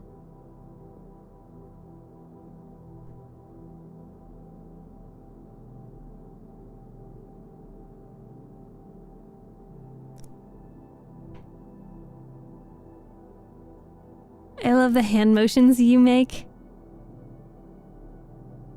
Thank you. They're my actual hands. Let me just gouge my eyes out. Hold on. Are you turning off stream already? No. No. Not yet. I'm having fun. Hair buns. Hair buns. Meow. Meow. Meow. Yeah. Yeah. Yeah. Nope. What? Macarena.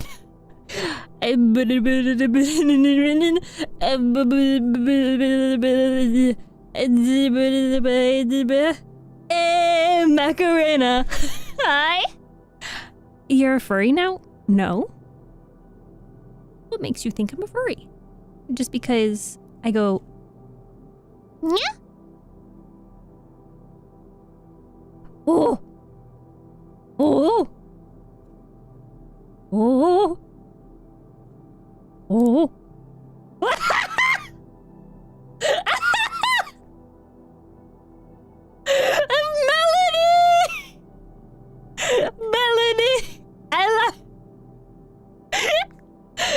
entertaining and funny for sure. Thank you.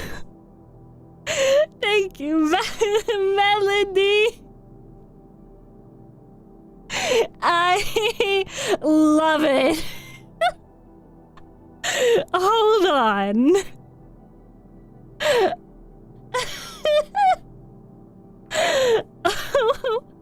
Oh my God.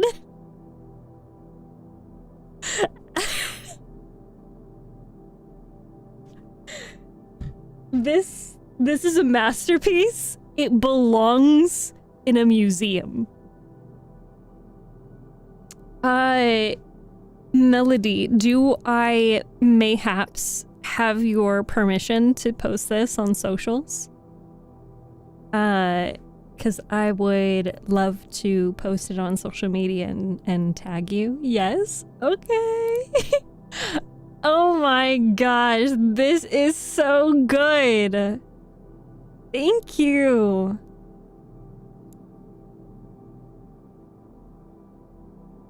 You guys will get to see it on stream. You guys will get to see it. I'm saving this in my special folders.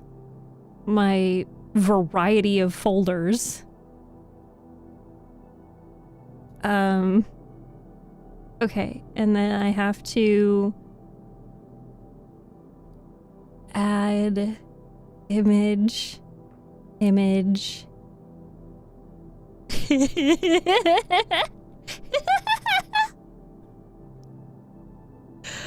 Oh my gosh. Fit the screen. There you go. This is so good. Here, I gotta show TikTok chat. There you go, TikTok chat. It's beautiful. 37 hours? Oh my gosh. A lot of tabbing back in to grippers on full display is wild. When I saw the spoiler in the DMs, I did not expect this. I'm sorry it was so late. It's okay. It's still the month of my birth. It is not late. It took longer than expected. 37 hours. 37 hours. That is so much time dedicated to this. Thank you so much for your dedication to this. Hi, StephTsu. I love your username. That's very creative. Welcome, and thank you so much for joining us. That is a lot of hours. Yo, can we get some hypes? And I don't feel like me saying thank you is enough. I think that we should all give some hypes in chat and some love for Melody. I just realized I forgot the tattoo. It's okay. It's okay. You can't remember everything. I didn't realize until after the VTuber design was made that I was like, there's probably a little bit too much details on the front with the bodysuit, but yeah, there's a lot of details to cover. So one of the things about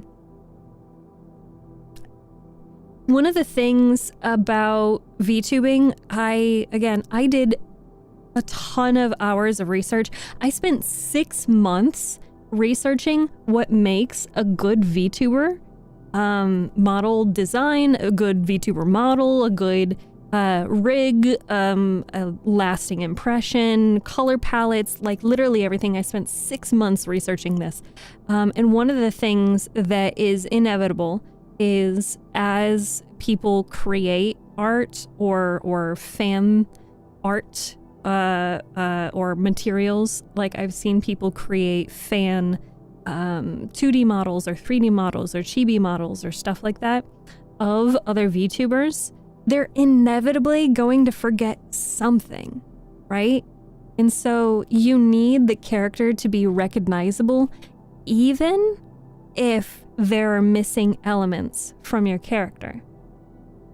So it's that's actually why I chose the hair colors specifically, the hairstyle specifically, and the unique outfit being a black bodysuit with blue sleeves. Somebody could absolutely change the outfit, but I will still be recognizable based on my hair color, my hairstyle, and my eyes. And the tattoo on the leg, that's only visible if I'm wearing something in which, you know, the tattoo can be seen. So that's normal too. But yeah, it is beautiful. Thank you so much. Thank you so much, Melody.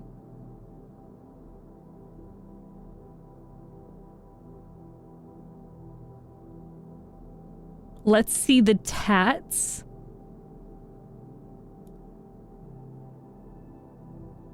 I'm glad you like it. I am so grateful. Thank you.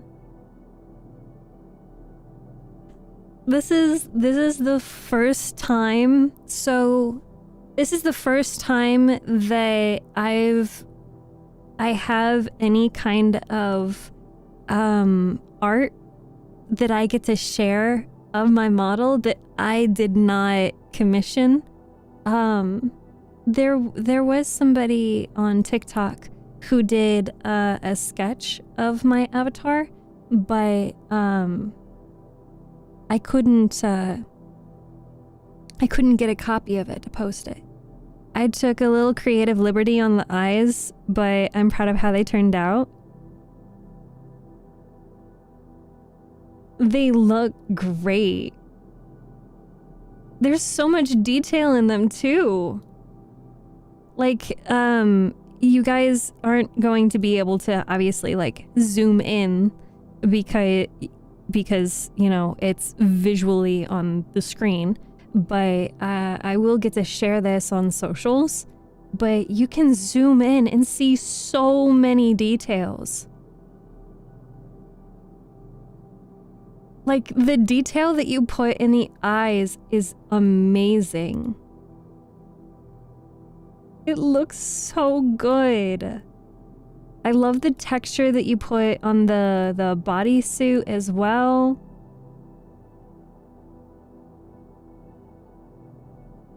And the nails are even shiny too. Ooh, and you even, oh, I love that. You even got the sleeves being see-through. You even got that. I love it. You put so much work into this. Thank you so much. Maybe I should do something. I suck at art. All I can do is pixels. Hey, Picasso.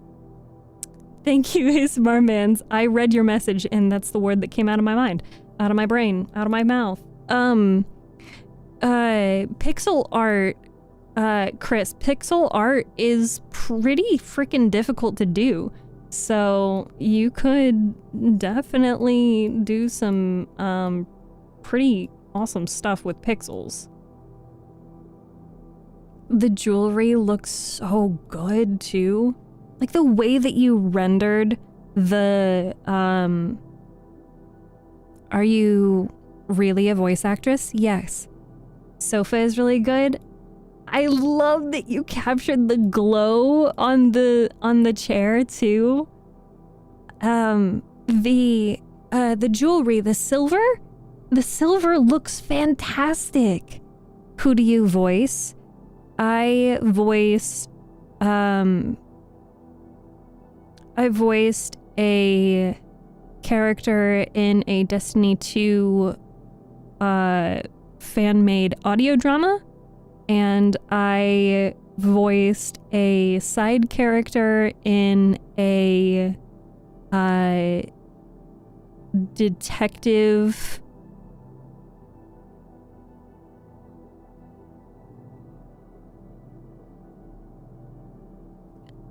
how do I describe that? in another audio drama. It matches perfectly Steph's natural beauty. Good night, Akira. It was great to see you, and I hope you have sweet dreams. If bad at art, draw outline of Steph against the computer screen, color it yourself. I mean, so the reference image for my model is on Twitter. It is also in my Discord server in the announcements channel, I believe. You can look at the pinned announcements if you guys ever want to download my reference sheet so that you can use that to refer to my outfit details. One of the cool things that I can do, and if you guys ever need an art reference literally using my model, I can do that too. There is something called, I used your character sheet, also some of the pics from your schedules. There is something called, let me actually go to my desktop, VRM Posing Desktop. I get to use that, and I upload my model into that program, and you can position that model or a different model or even a mannequin model in whatever spot you need. So that way you literally have a direct reference for what it is that you want to draw. And I actually that's the program that I've been using to make the social media images. So if I grabbed one of those, here is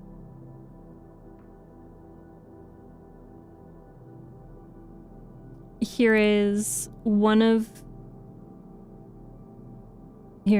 those images.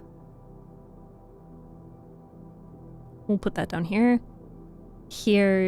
And you can see the background is transparent because I can save it as a PNG. I really like this one. I'm still waiting to find a use for this one. It's fantastic. It's great. Are there any puzzles? Ooh, I could start a puzzle if you'd like a puzzle. StephTsu photo shoot. And then, let's see. Oh, I've got this one. I haven't used this one for anything yet. But yeah, I can literally pose my model in any way that I want. So if you, and I'm talking to anyone in chat, if anyone would like my model in a specific pose or a specific angle and a specific FOV,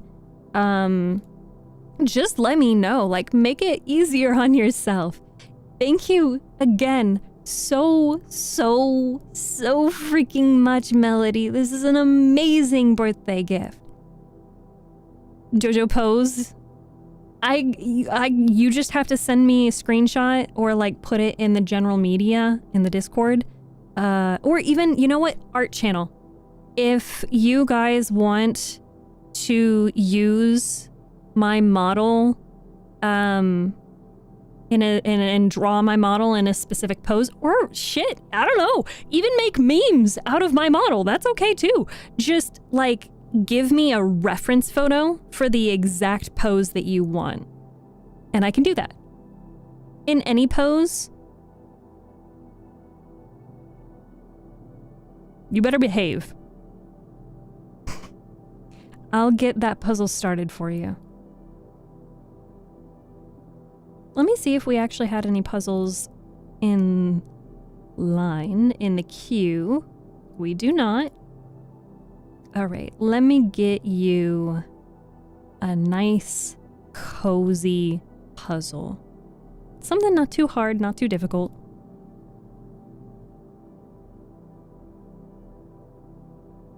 Audible hesitation made me cackle. I'm glad I could contribute. Okay.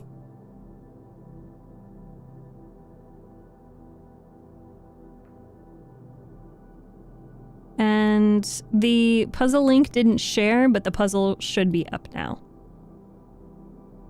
Let's see. I can just show off maybe one more. Oh, so you guys saw this one for the partner announcement that I made. So I also I also modeled that one. So again, if you guys ever need specific references of my model, just let me know. But Melody, if I am allowed to, I will tag you on all of the social medias when I post that picture. The pose makes me laugh so much. Because so many people focus on the toesies, but it is a work of art, and the amount of effort and the amount of hours that you put into it, it really shows through. It is amazing. Thank you so, so, so much.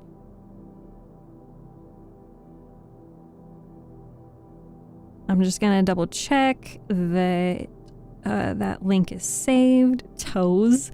Do not lick my toes. Okay, let's switch back to the game.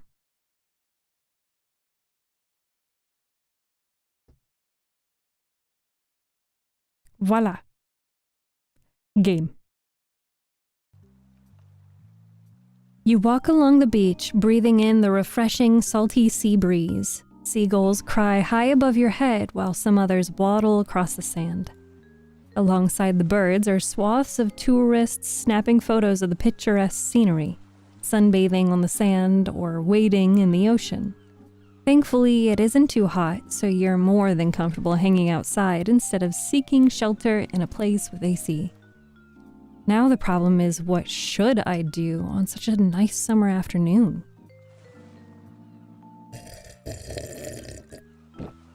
Drink tea.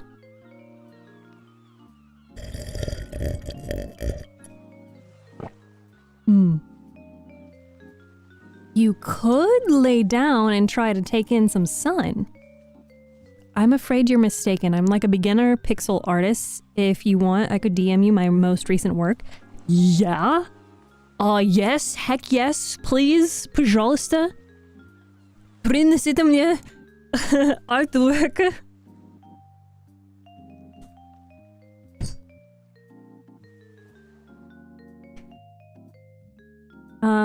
Actually, Chris, if you're into pixel art, there has been some, I actually follow some pixel artists on Twitter and Instagram.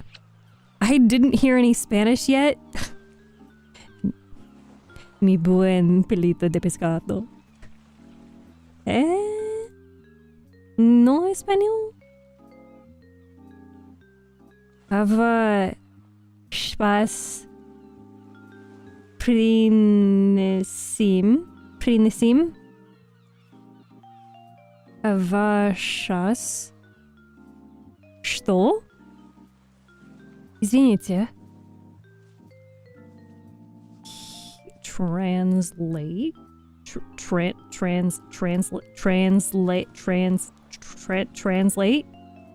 Translate. Thank you.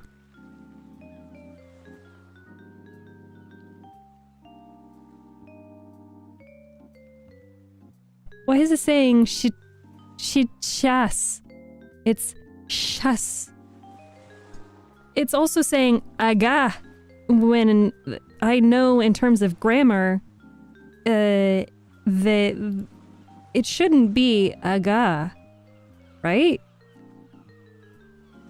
And a G in that case would actually become a V. Ava chas.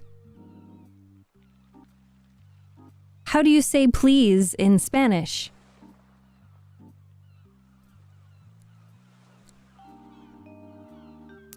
Fuck. I don't know. Help! Пожалуйста. That's please in Russian. Kudasai. It's please in Japanese. Bitte. It's please in German. Would you like to phone a friend? Yes, please. Yes, please.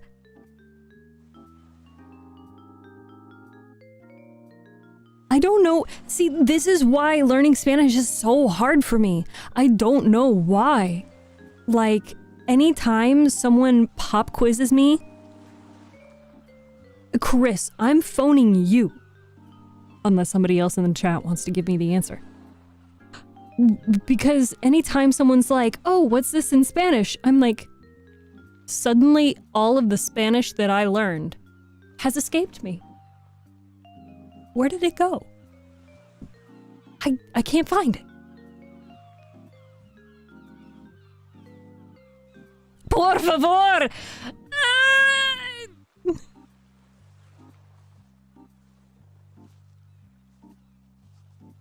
How could I forget this? How could I forget this? I also find it hilarious that I have a Discord notification, and so I go back to Discord and I am just greeted by my own feet.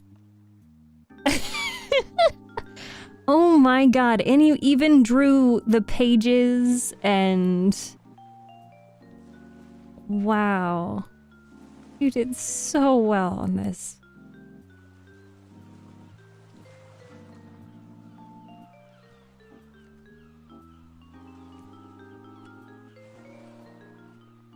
Anyway, we're playing a game. You could lay down and try to take in some sun, but it's a little too packed for your liking at the moment. Sometimes I have a stroke mid-talk with some family members and all my Spanish knowledge flies away for a second or two. ¿Cómo estás? ¿Cómo estés? No español. No sé español. Извините. Because I don't know how to say I'm sorry. No sé. No sé I'm sorry. I can't. ¿Cómo estás? Lo siento. I am going to sing a Spanish song to you guys. And you're going to bully me for how perdóname. I thought me is M-I. Is it perdóname for M-E? M-E? There is a Cuco song that I really like.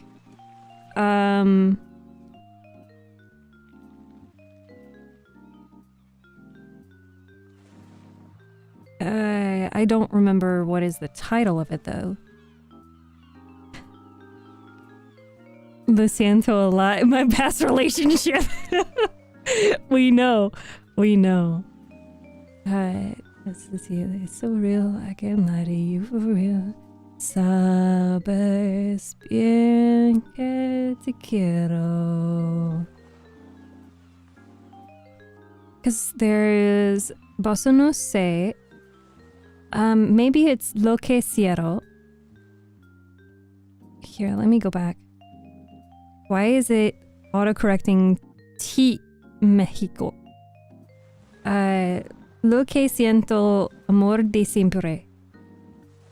So I don't remember which one of these songs that I really like, but it's one of them where Oye cariño, solo pienso en ti. When I wake up in the morning until I go back to sleep, how I wish you were mine. I think of you all the time. I always feel like I'm flying, baby, you make me feel fine. Lost in the words that you say to me. Y pasando tiempo. Juntos is the ultimate dream. I'm on top of the world. Baby girl, can't you see? I found my perfect girl. I wanna make you my queen. Time and time again I can be feeling real sad, 'cause mi sueño no se ha hecho una realidad. Pero el tiempo dirá, If we gon' spend our lives together, lo que mundo gira.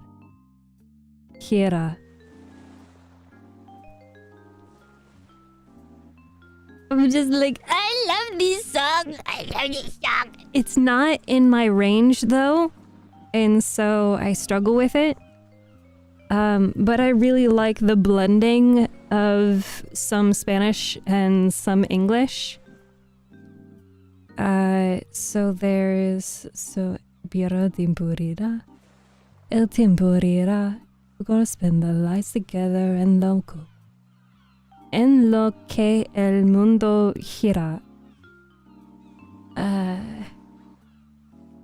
Oh, his lips can make me feel like yours do. Your hands in a lock. Nuestros labios sin... Oh, God!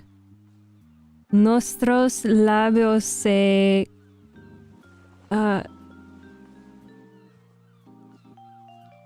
Labios se conocen. That's why I always got...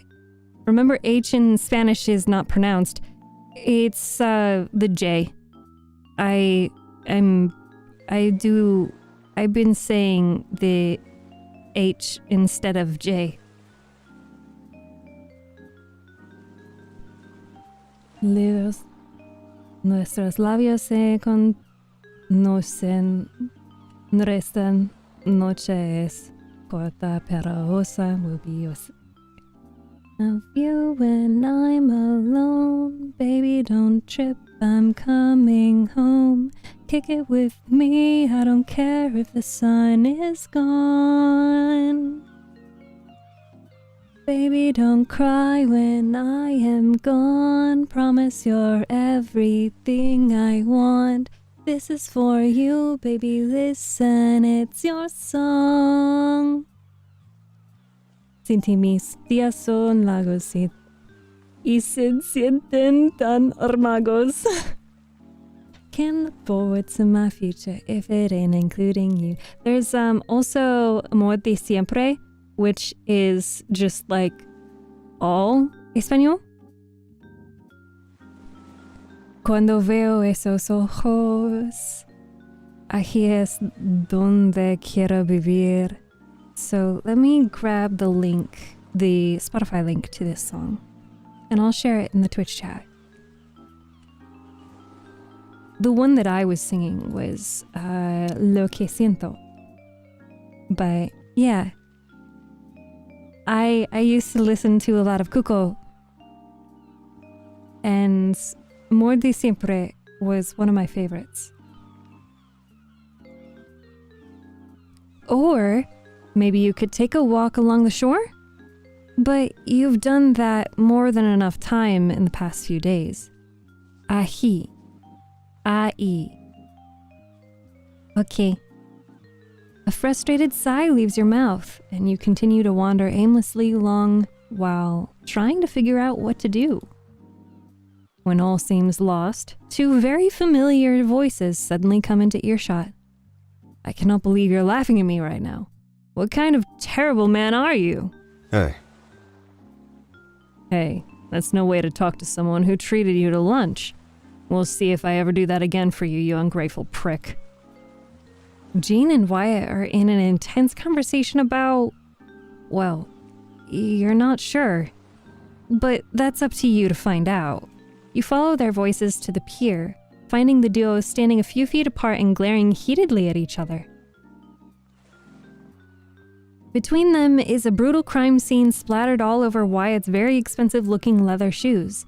There's ketchup, mustard, relish, and onions amongst the rest. The mess.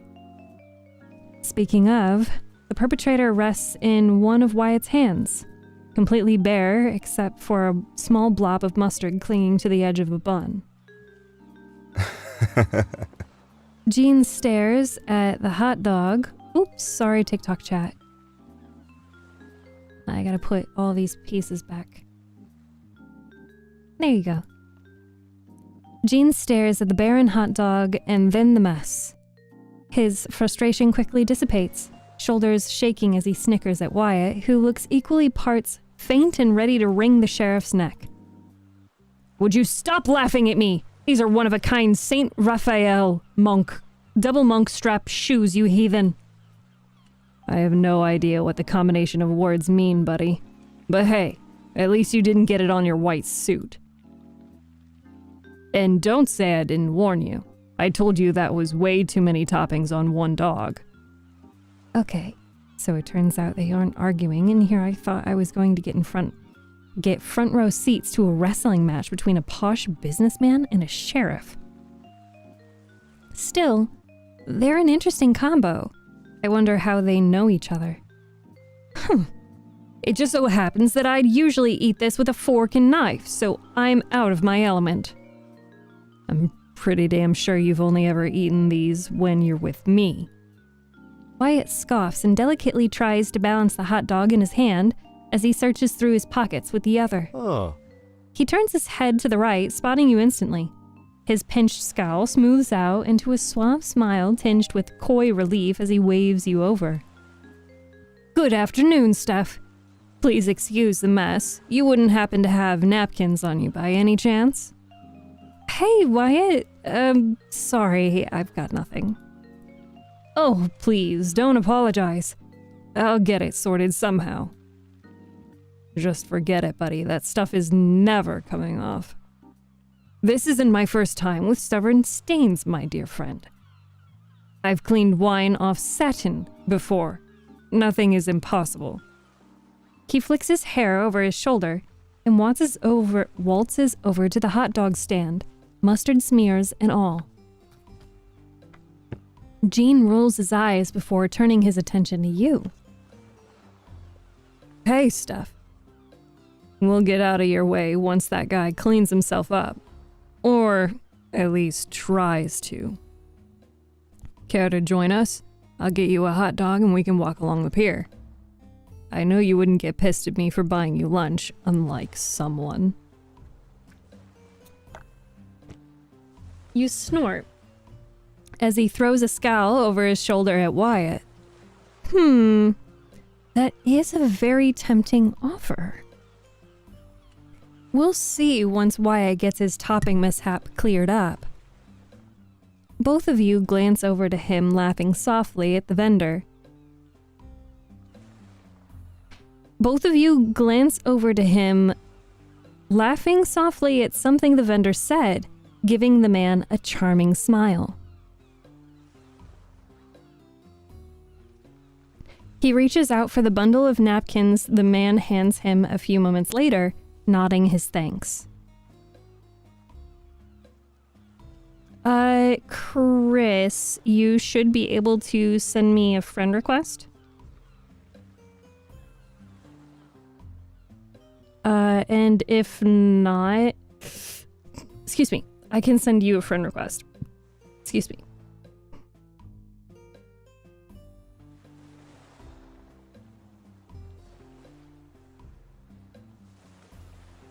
I have my DMs closed because that one person, like, how long ago was it? It wasn't that long ago. You have to add me. Okay, I sent you the friend request. But DMs are closed because that one person from TikTok all that long ago sent me unwarranted materials while I was streaming. No anxiety, definitely not you. You do not want to know. Are you sure you don't want to reload on toppings? It's free of charge. Thank you, but I'd rather not waste your supplies. I fear it'll end up on the floor and myself again, somehow. As you watch the exchange, you look back to Gene, who rolls his eyes at Wyatt. He notices your curious gaze, offering a casual shrug and smile. So, if not for the tasty hot dogs, what brings you to the pier? I heard you two fighting. I was just passing by. Oh, I was just passing by. You know me, just wandering around town like usual. Gene raises an eyebrow and puts his hand on his hip. You heard us and wanted to check things out, didn't you? Damn it, I should have known not to lie in front of a freaking sheriff. He instantly picks up on your silence and huffs fondly. We were being pretty loud, huh? I don't think I'm setting a good example for the public while causing such a scene. Oh, you two seem to be having a wonderful conversation without me. Wyatt approaches and shares a glance with Jean, who smirks in response. You came back just in time. We were talking about you, actually. The man scoffs at Jean and turns to you. Please disregard everything he said. His trustworthiness is limited to his work and nothing else. Hey, I was just joking. Yes, I'm sure you absolutely weren't trying to ruin my reputation in front of Steph. I know you all too well, Williams. For all the bickering these two do, they seem close? But seeing the sheriff hanging out with a rich businessman doesn't quite make sense, so maybe you found yourself in between some official business. Actually, am I interrupting something here, guys? I can leave if you want. They both startle at your suggestion and quickly shake their heads. No, it's nothing formal like that. We're just catching up since it's been a while. Yes, we saw each other fairly often in high school, but we've gone our separate ways since then. Our schedules have never quite matched up. But I happen to be on vacation, and I happen to be on vacation. And Jean is off duty today, so here we are. However, I would have much preferred a different venue for lunch. Oh. He sighs dramatically before taking an elegant bite of his food. This is the first time you've seen someone make a hot dog look like it's gourmet. You make one hell of an exciting duo. How long have you two known each other?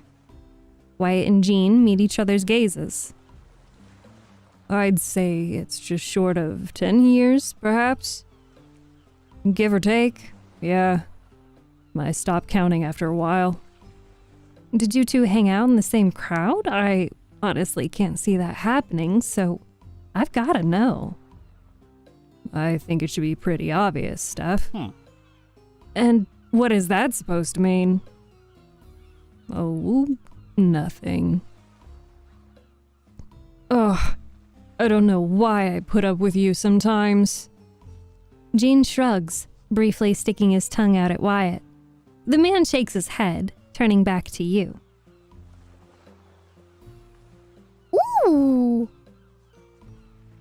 I have a message to look at. These are nice. I mean, you say I know they're not the greatest, but like, you gotta start somewhere. Ya te los mandé, pues. Lo siento. I know how to say that.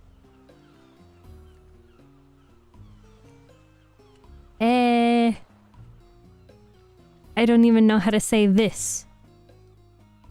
I know in Russian, этот, idioti, этот. Jean shrugs, briefly sticking his tongue out at Wyatt. The man shakes his head, turning back to you. We were both in student council. I, of course, was the president, and Jean here was the vice president. Atat? Hi, Omnifighter. Hello. Atat? Bien. Buen? Bien. Хорошо. Good. Good? Good. Хорошо is good in Russian. Good is good in German. Atat bien?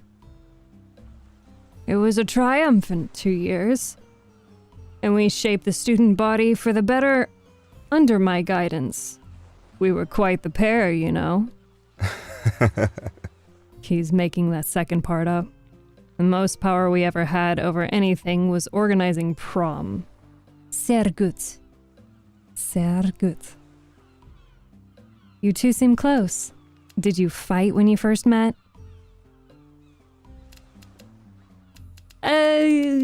I'm curious. I want to be like playful and be like, did you fight when you first met? But I like that you two seem close. What do you guys think? You two seem close. They both make a disgruntled face. Oh no! Take me back! Wrong choice! Did you fight when you first met? Surprisingly, no. He was much quieter and more reserved back then. Hey. You make it sound like I turned into some loud delinquent. More like an overly eager jock puppy, actually. Hey. That doesn't sound like a compliment. Oh, really? And here I thought I was being generous with that description. Gene, for the umpteenth time, rolls his eyes. It's like watching an old couple bicker, but maybe you should keep that comment to yourself. Steph ist eine kleine Neride. Ja. Sehr kleine. Ah, Steph ist sehr kleine Neride.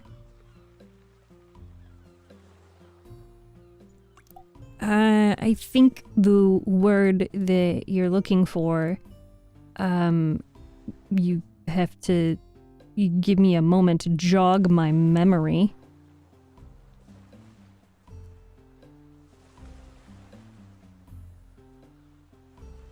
Is schöne.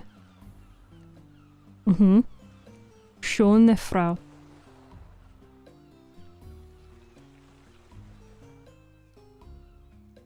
I think those are the words you were looking for. Why are you blue? I am not blue. I am happy. Kleine? Chris, I read. I read messages, okay? I read messages on... Your hair is blue. Yes. Yes, it is. Thank you for noticing. I hope you like it. It's very pretty. Chris, you're going to get a foot up your ass. Undesirably. Steph ist eine schöne Nerid. That's a Breaking Bad reference? Is it? I've never seen it. Who's breaking and why are they bad? Honestly, we barely hung out together in the first place outside of student council meetings. The busier things got, the less we saw of each other, especially when senior year came around. But that's normal for everyone. We tend to drift apart from school friends once we grow up. Wyatt nods, dabbing a napkin against his lips. Mind repeating that? My Wi-Fi is giving out like crazy. Steph ist eine schöne Nerid. Don't ask me why the fuck I said it with whatever accent that was. I don't know. At least it's better than fixing good. I don't know what that means. I don't find it too depressing in the grand scheme of things. A familiar face to meet up with from time to time is more than enough for me. Same here. I feel bad enough as it is when I cancel plans with friends, at least at the last minute whenever I get a call from work. If things don't go as planned, there's more time in the future. Well, you said it, not me, you little short Nerid. I will fist fight you. Isn't it sad that you two can't hang out more? Now is better than never to catch up, huh? I guess that's one way to look at it. Now is better than never to catch up. We try to. Sometimes there's more to talk about, while other times we just sort of sit in silence. Now, don't make it sound like we're that dull in front of Steph. Even if it's the truth. Well, trust me, I'll finish mine before you do. Yes. Brag about your eating prowess in front of Steph and make me look bad. Wyatt takes another bite and hums, lifting the dog up to eye level and inspects it. This is a real marvel, though. The taste is exactly the same as when I had it when we were teenagers. Oh. He heaves a heavy, deep sigh, placing a hand over his stomach. But this is no longer a teenage boy's body. and I'll likely have indigestion in the next hour. You worry way too much about your digestion at your age. You're the only one I know that drinks probiotics every single day. Excuse you, but it's never too early. Don't come to me crying when you develop gastrointestinal complications at 28. I don't eat this all the time, buddy. I started meal prepping after I became a sheriff. And yet, that's the first thing you propose we have for lunch. It's a guilty pleasure, all right? I know this stuff isn't good for you and isn't the best, but it's nostalgic. The vendor sticks his head out of the stall at that, looking mildly insulted. Maybe I like getting beaten up by short women. I guess it's a good thing for you that I'm not short then. Hey, I heard that, Sheriff Williams. Look, they're not... Well, I don't know much about nutrition, but there's some veg on the menu. And you keep coming back, so it's gotta be good. I think. Agree with Wyatt. Agree with Jean. Defend the vendor. Wait. Who am I agreeing what with? I don't eat this all the time. I am 5'7". You're probably 5'5". I could still kick your ass. And yet it's the first thing you propose we have for lunch. It's a guilty pleasure. I think go for I agree with Jean. All right? It's good to have a nostalgic snack sometimes. Everything in moderation is good, I think. A pure hot dog isn't the end of the world. Jean smiles softly and nods in agreement. Exactly. We've all got our cravings from time to time. How dare you assume I'm 5'5"? You're probably more like 5'3". He cocks a brow at Wyatt, who grumbles something into his hot dog. You know, I saw Valerie leaving Jenna's bake shop with a full box of strawberry tarts a few days ago. I remember someone saying those were his favorite little treat. Wyatt freezes mid-bite, and Jean snickers as the other man's cheeks turn a light pink. It seems that I might have to go soon. You can leave now if it's a rush. I've got some grocery shopping to do anyway. They glance over as you snort and shake your head. You two really are always on the go, huh? Wyatt smirks and Jean shrugs. That's just how we are. I guess that's one of the reasons why we got along in the first place. I definitely wouldn't associate myself with someone who doesn't prioritize their responsibilities, so he has my respect in that regard. Wow, thanks. I was almost touched by that. Wyatt dramatically rolls his eyes while scrolling through his phone. Anyway, thankfully Valerie has it covered for the next 15 minutes, so I'll be fine to stay a bit longer. It'd be rude of me to leave Steph so suddenly again. It's on you. It's on, comma, you, comma, me, comma, back of Burger King, comma, 8 p.m. EST, period. It's on. Chris, would you like to buy punctuation? This is like Wheel of Fortune. I'm just teasing you, by the way. Just some light jesting. Now you're grammar attacking me? I'm sorry. I was almost an English major. I love sentence structure.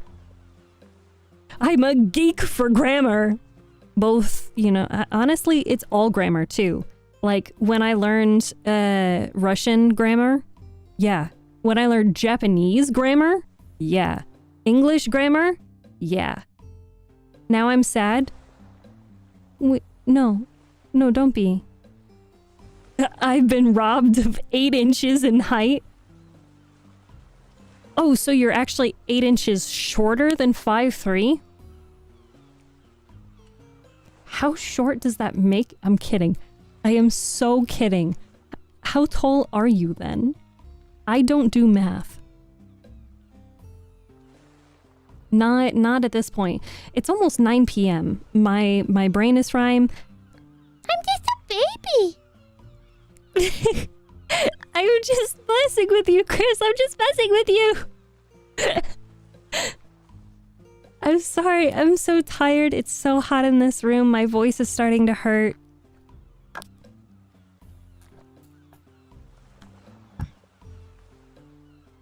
He turns and narrows his eyes at Jean.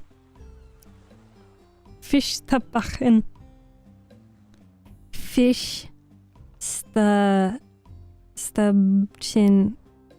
Fistubchen? He's leaving to find his mutter? No. Mi buen pelito de pescado. Pescado. Don't leave. Next time, however, I'll be the one to pick our lunch venue. What day and time is good for you? Huh? Wait, what? I thought you were only making a quick stop at Brine Bay like usual. Well, things changed during my planning. My schedule allowed me extra time this month, so Valerie and I decided to extend my stay. No, silly, you're my Mutter. Oh, meine Mutter?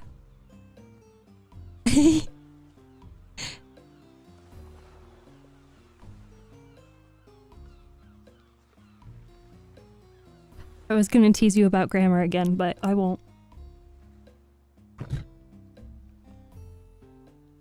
Me? Your mother?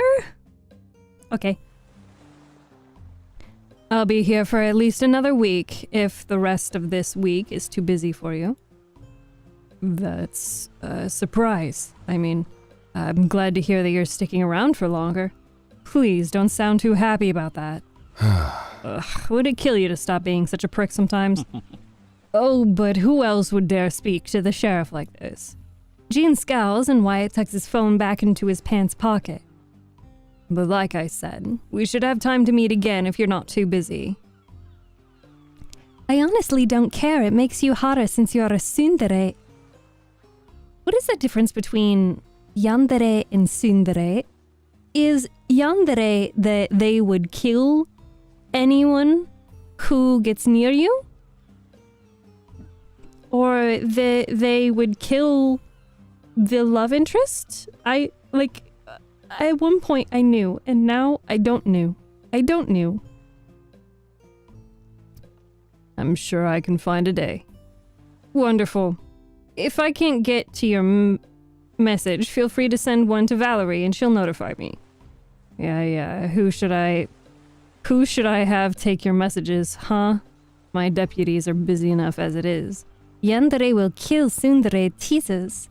Ah! Okay. Dean tilts his head and locks eyes with you. Wyatt looks over as well and his face softens into a dashing smile.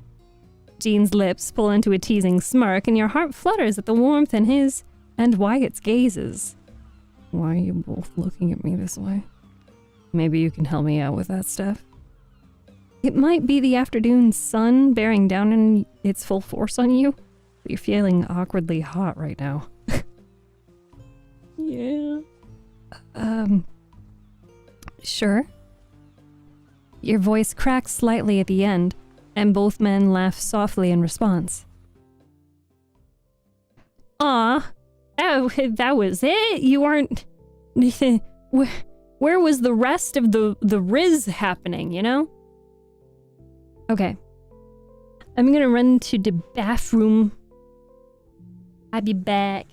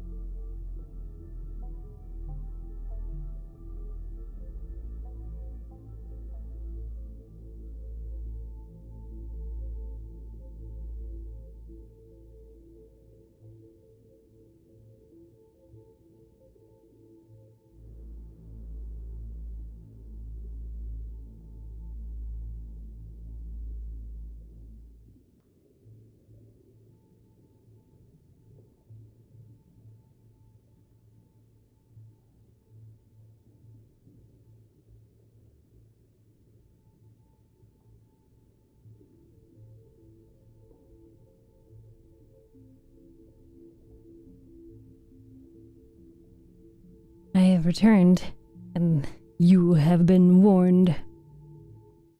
I am back. Guess who's back, back, back, back again, again. Daniel, thank you so much for the other gifts. Thank you for the more roses.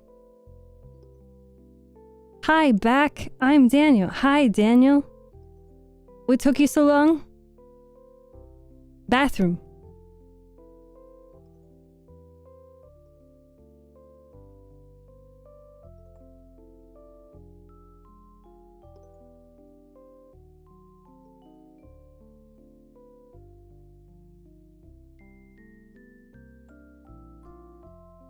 Okay.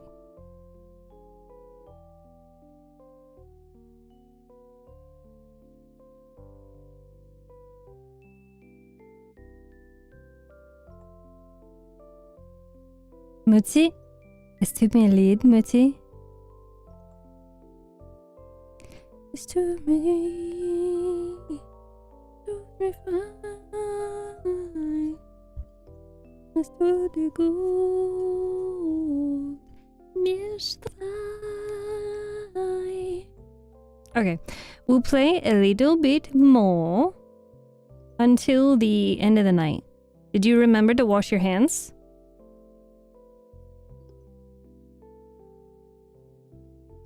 Why wouldn't I? Who would leave the bathroom without washing hands? Huh?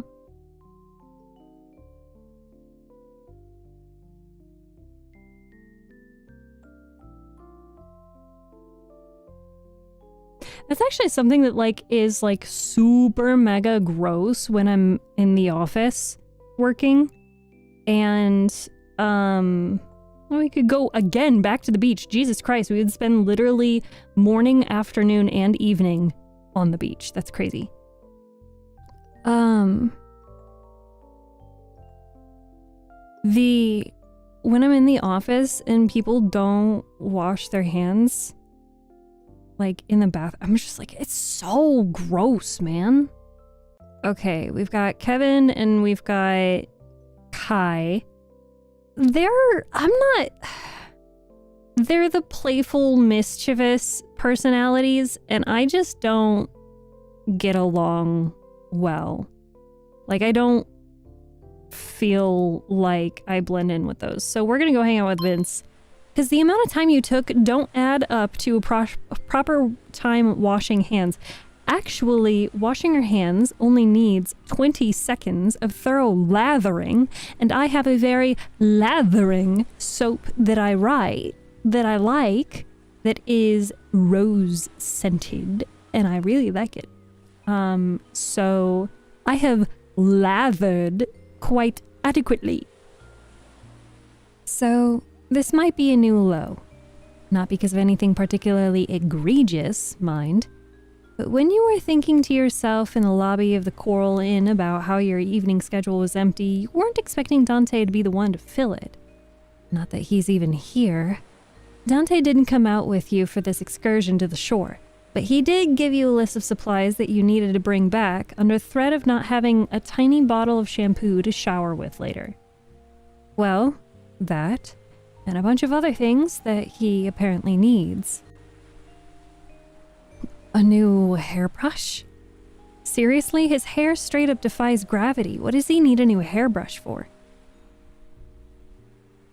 After reading it through, you figured you could grab everything at the store on the boardwalk. Nearly everything else in town was starting to close. As you make your way to the beach and hook a left onto the wooden slats that line the path onto the sand, you're immediately met with a monochromatic shock of a person. Sorry, I wasn't paying any... Hey. Both of you, taking a step back, it suddenly becomes clear who bumped into you. Vince blinks back, lips parted to speak before he settles on shoving his hands into his pockets of his jacket instead. Hey yourself. Were you planning on hanging out? The beach closes at around 10, but You've got until the lifeguards make their last sweeps at 11. Not today. For once, I have plans. His head tips to the side, eyebrows raising slightly enough that you can't tell if he's actually interested or if he's being condescending. Hot dog cart robbery. Very hush-hush stuff. Dante told me to run some errands for him. Came to see if I could try to find you. I don't see why we can't be honest. Dante told me to run some errands for him. Run errands? I thought you were like a guest. I made the mistake of saying I had free time and actually having free time. Sucks. It's how he gets Jean too. He has a sheriff running around doing errands for him.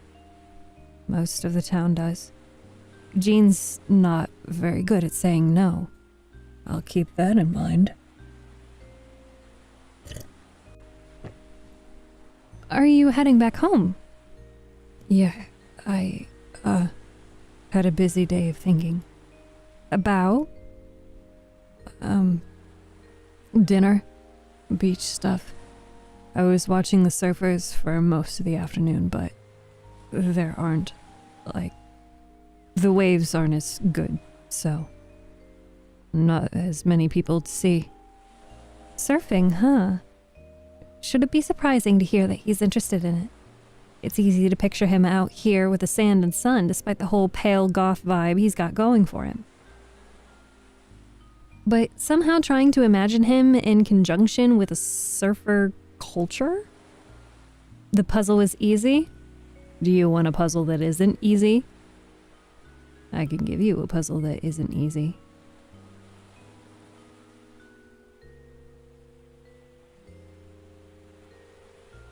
But I feel like I don't want to be too mad. Too mean. Not mad. Too mean. I wanted to give you a puzzle that was like decently easy for the sake of, you know, relaxing and calming down.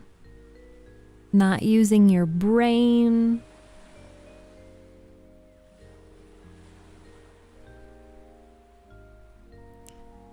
I'll give you another kind of easy one.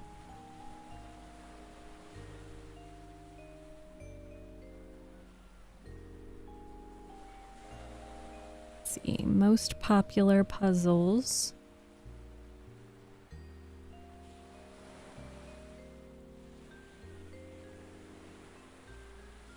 These puzzlers are a different breed of fish. Give the ultra hard? Well, too late. I already started the next puzzle.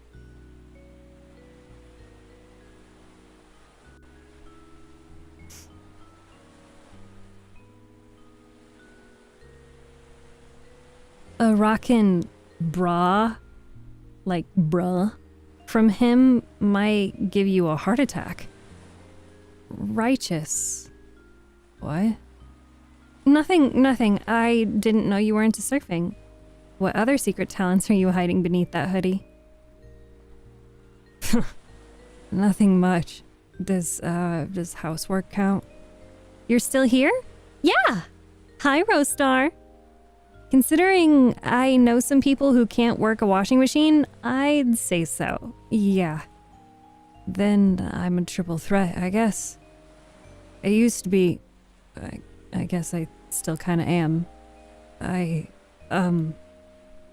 Surfing's cool if you're a morning person, but... And you know, you find the right guys to go with, and it's fun. He shrugs non-committally, dragging his hands back out of his pockets for extra emphasis. Vince shifts back and forth on his feet, pausing before he steps to the side and gestures for you to take the lead. You got errands, right? Yeah, but I'll come with. You sound as great as ever. Thank you. I'll, come with. I need to grab some groceries anyway. Sure, I don't mind. The two of you fall into step along the boardwalk, making your way towards the only storefront with the lights on and the shutters drawn. You Have you ever gone surfing? I tried it, it's not for me. Pretty much a legend on the waves. I never had a chance to try, but I've always wanted to. No thanks, it sounds like the last thing I want to try. I've never had the chance to try, but I've always wanted to. You could always try it while you're here. There's instructors. Some of them work for cheaper, so you don't have to empty out your savings or anything. I am not sure about that. I don't know what I'm not sure about, but I'm not sure about that. I didn't even think about that. You're right. Vincent trails off as he wont to do, nudging the door open with his shoulder. The bell rings gently overhead as you both step into the faint humidity of the general store. It's the same as the last time you saw it. The only difference looks to be the small sign that's now posted in the pile of shells on the counter reading, now selling seashells by the seashore. The singular employee glances up from his reading, waving a greeting with the paper in his hand.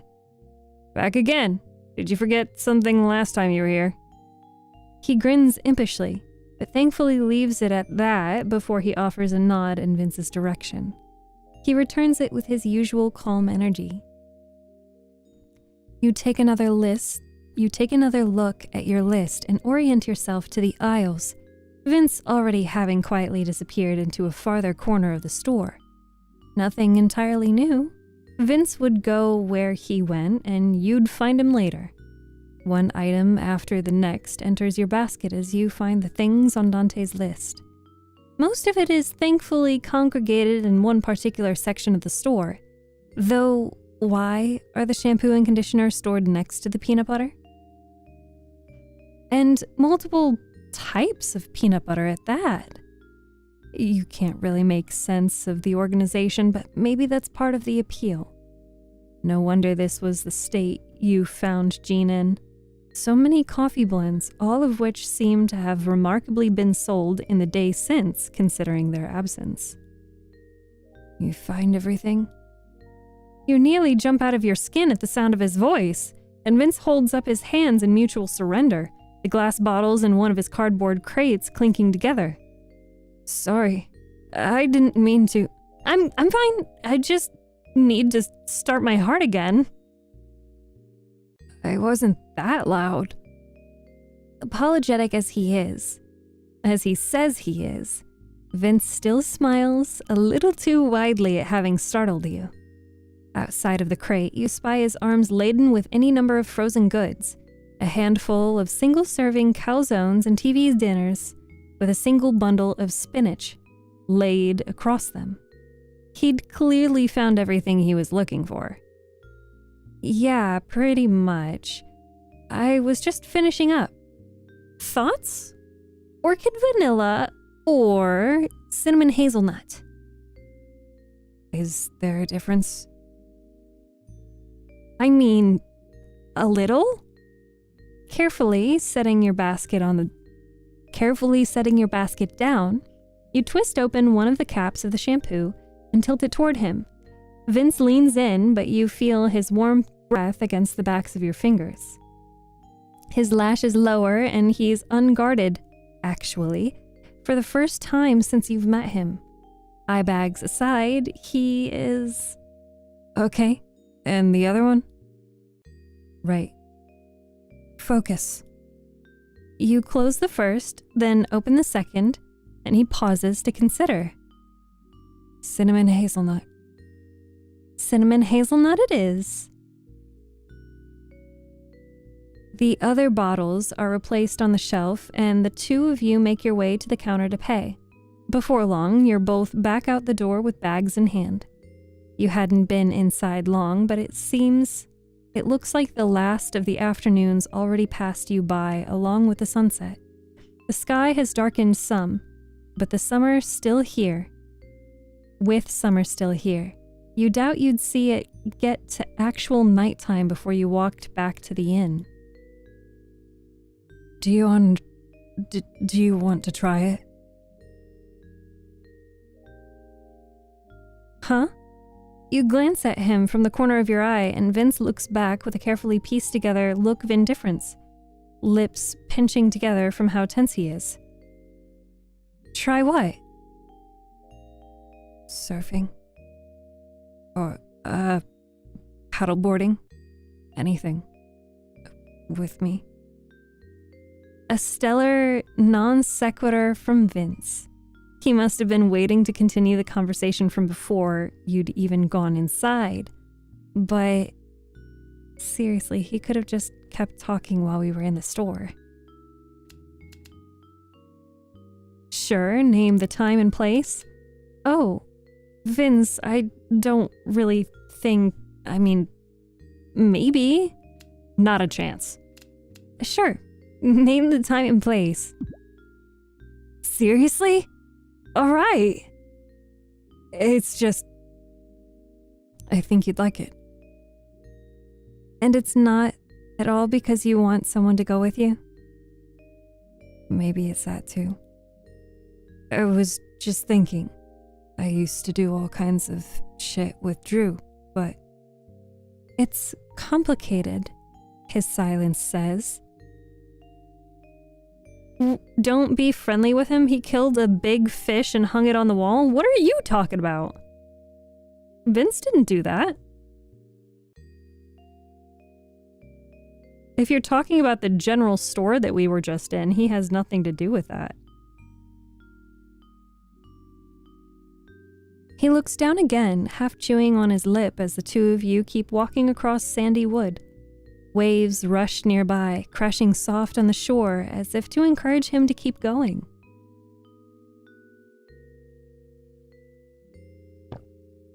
You didn't see it in the shop? No, I was focused on reading.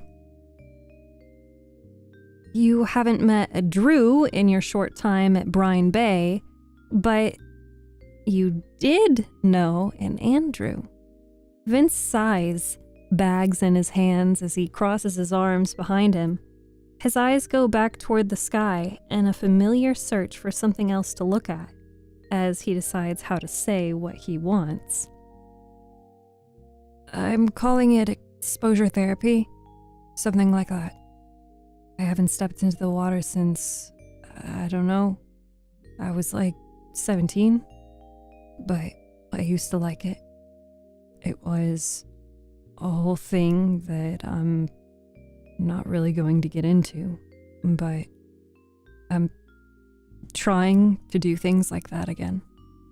I'm trying to do things I like again. Like playing music. Do you want to go? Right now. Surfing? I'm wearing jeans. No, I meant, do you want to try and go into the water? Right now. But I've got frozens. Vince. The two of you exchange a look. The thought puts him ill at ease, and the corners of his lips twitch, as if he wants to say no, but isn't quite sure. But he says he wants to just do things, right?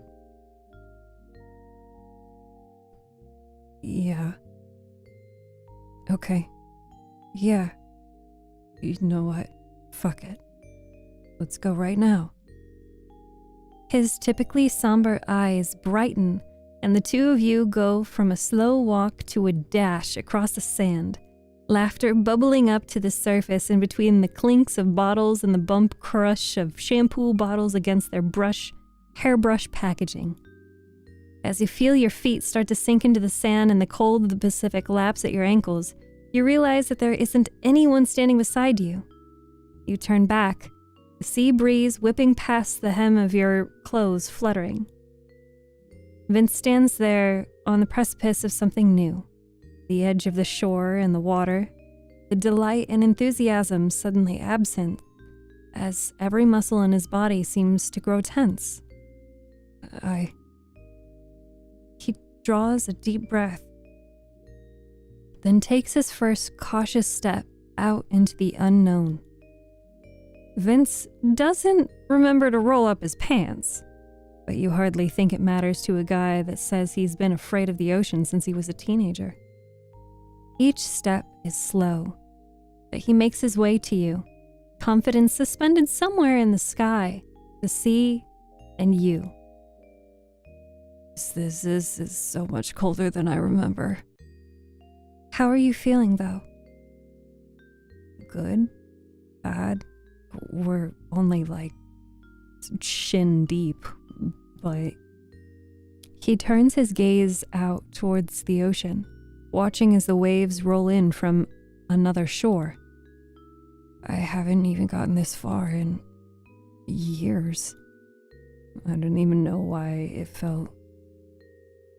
Vince trails off again, but all the tension leaves his body as he watches the horizon, and another small wave crashes past you, both, until it lands and bubbles on the shore.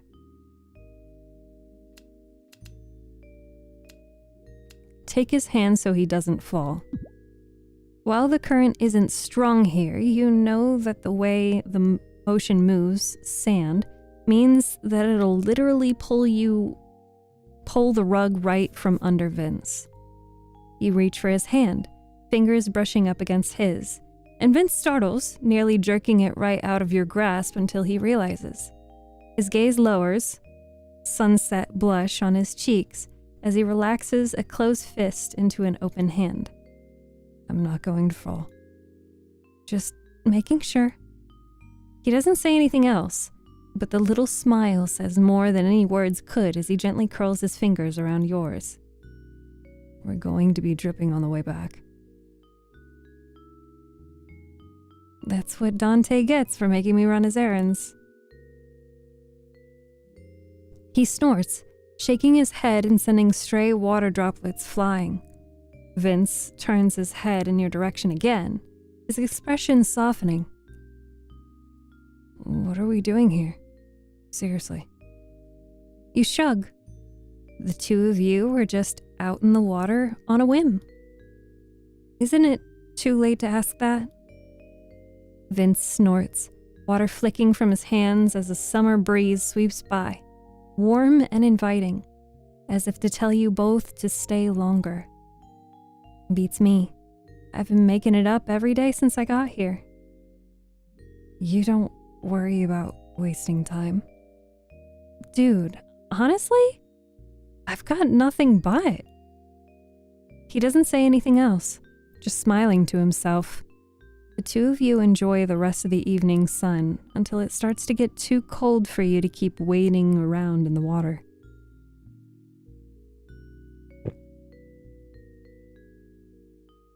Vince walks you back to the inn with his frozens very thoroughly unfrozen, saying goodbye before Dante drops the lecture of a lifetime on you for dripping and dragging sand everywhere into his inn. It isn't hard for him to stay mad, but at least you got everything he asked for. Plus, a little extra time spent with Vince, and a chance to help him in a small way. It was worth it. All right, time to settle in for my nightly scrolling. Let's see. Wow! It's broken! Oh no! Our table! It's broken! Why can't I type? I can't send the message to I can't send the message to men. I cannot message men. Stop it. Get some help. No. I need no help. I am not in need of help. The words and colors begin to blur on the screen, and your eyelids start to droop like they're held down by heavy weights. I think I can finally fall asleep. With a sleepy press of a button, your phone screen turns black, and you limply plop it beside your pillow. Your eyes shut as the soothing sounds of the beach from the slightly open window lull you to sleep. Off to the dream world you go, preparing you for another eventful day tomorrow.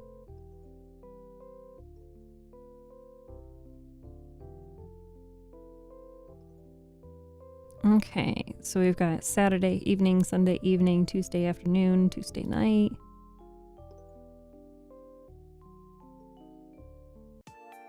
Whoa!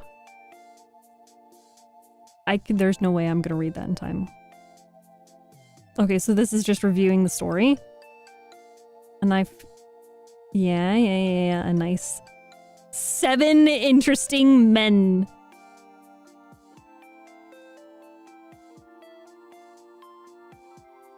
Oh, is this the end of the demo?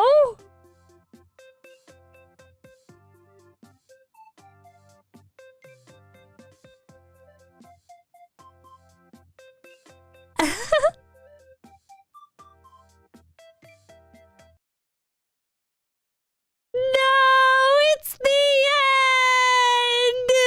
end! No! Developers, please! Give me more!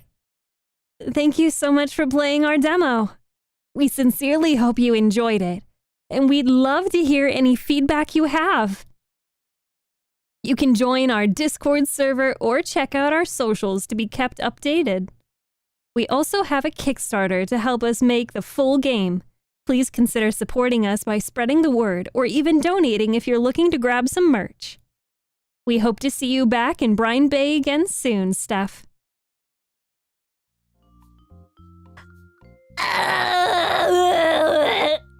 What do I do now? Oh, that doesn't work. What do I do now? No, I didn't want to do this.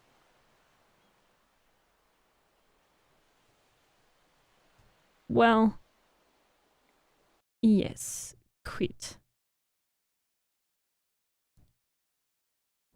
Well, fishies, what the fuck am I gonna do for the next 2 days? Because, I mean, if we already finished the demo, I could spend the next 2 streams, Saturday and Sunday, playing more of the game. But pretend you didn't play and play it again? I don't know. Should I? I'll just make all the same decisions again. Yeah, though. What will I do tomorrow? Actually, you know what? I need to do a couple of things before I go to bed, and we're actually 30... I normally end stream time at 8 p.m., and we are currently an hour and a half over that, so I'm unfortunately not going to have a whole lot of time to...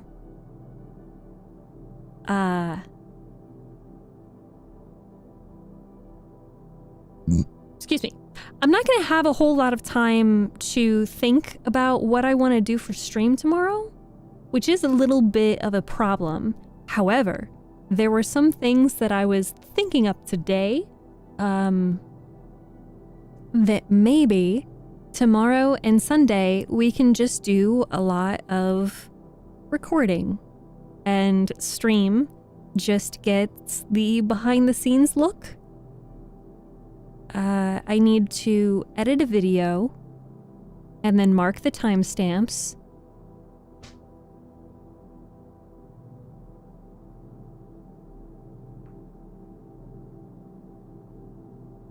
My house is making noises. Anyway, I need to edit a video, mark those timestamps. Maybe we can record a bunch of little videos. When is the next book reading?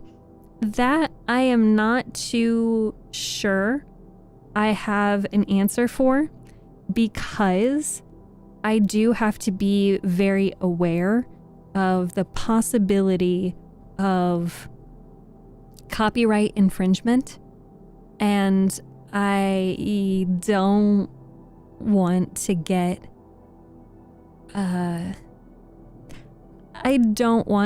sued for copyright infringement.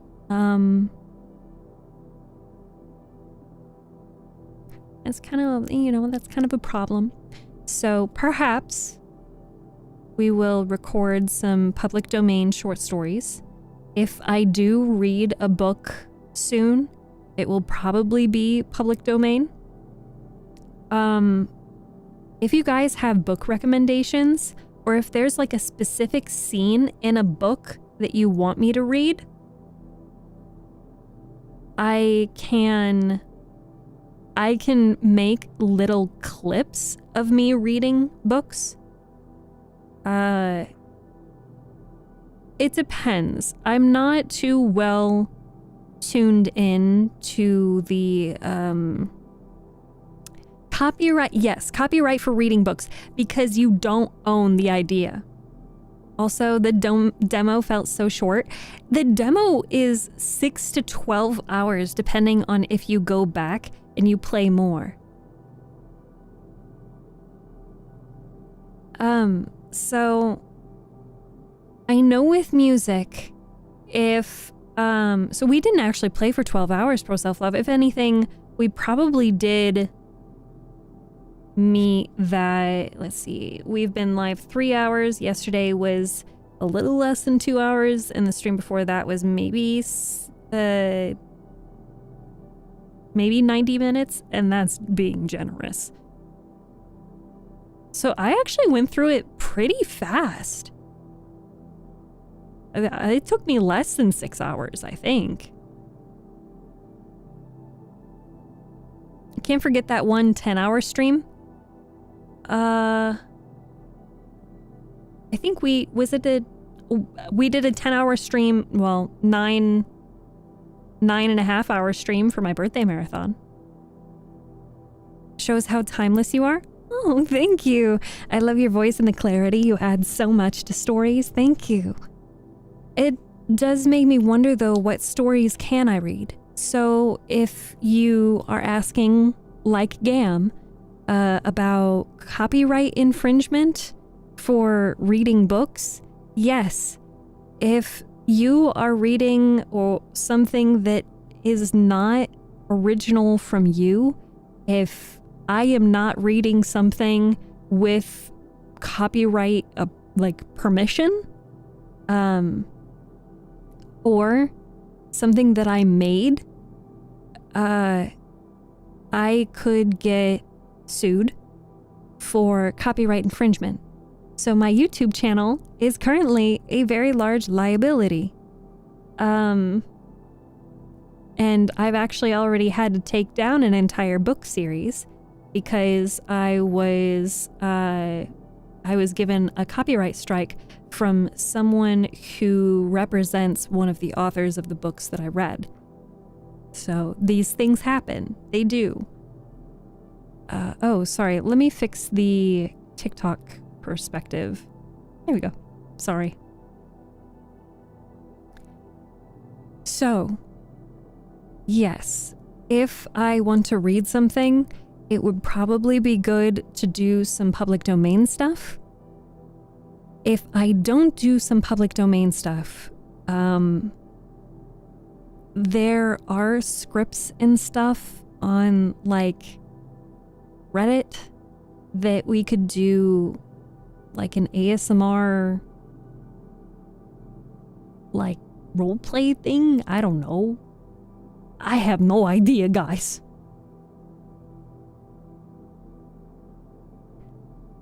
Chris? Who's a good fish stick? You're a good fish stick. You're a good fish stick, Chris. You're a good fish stick. ASMR roleplay, it's simple. Wait for their copyright to expire, then steal the rights. That's not how that works. When the copyright expires, like, copyright is to the author until, like, 70 years after...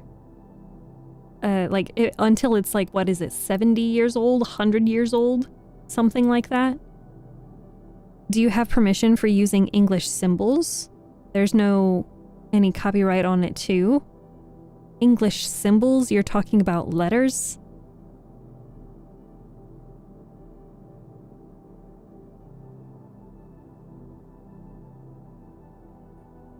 You guys are being weird.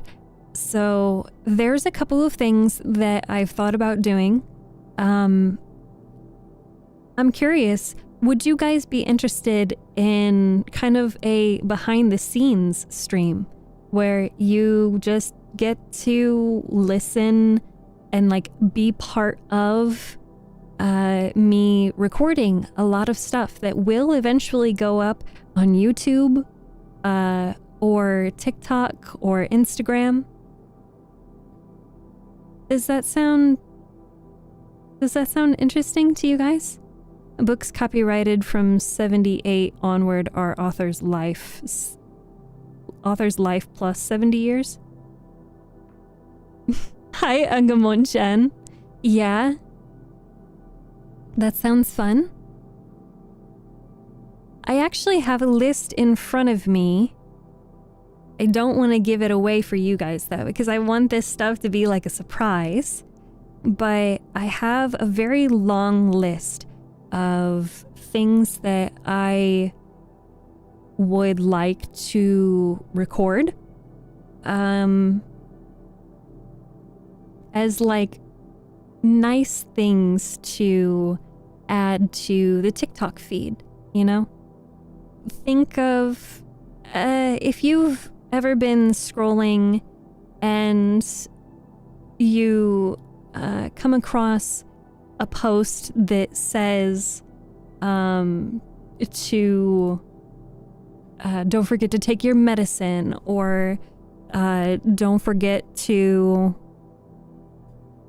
drink your water, and you know, iced coffee is not a meal, or something that says, hey, you've been scrolling long enough, put your phone away and go to sleep. Something like that.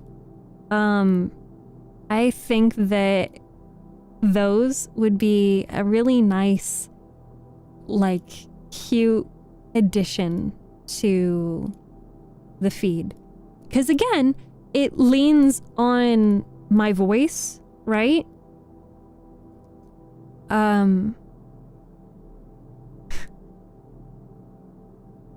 Nichibo nie panyal no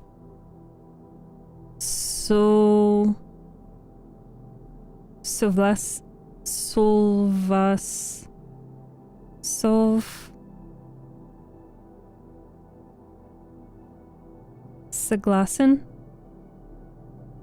Nichibo nie panyal no soglasen.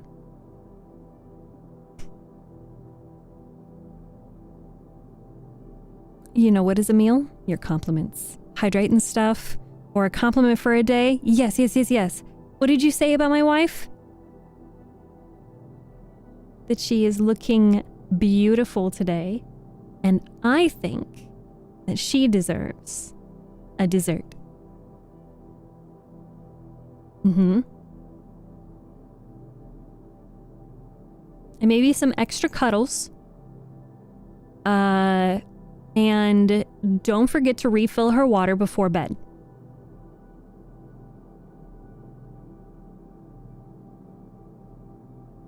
She agrees. See, I knew that we were on the same wavelength. It's just, you know, basic things. Hi, Angamon-san's wife. I love you too.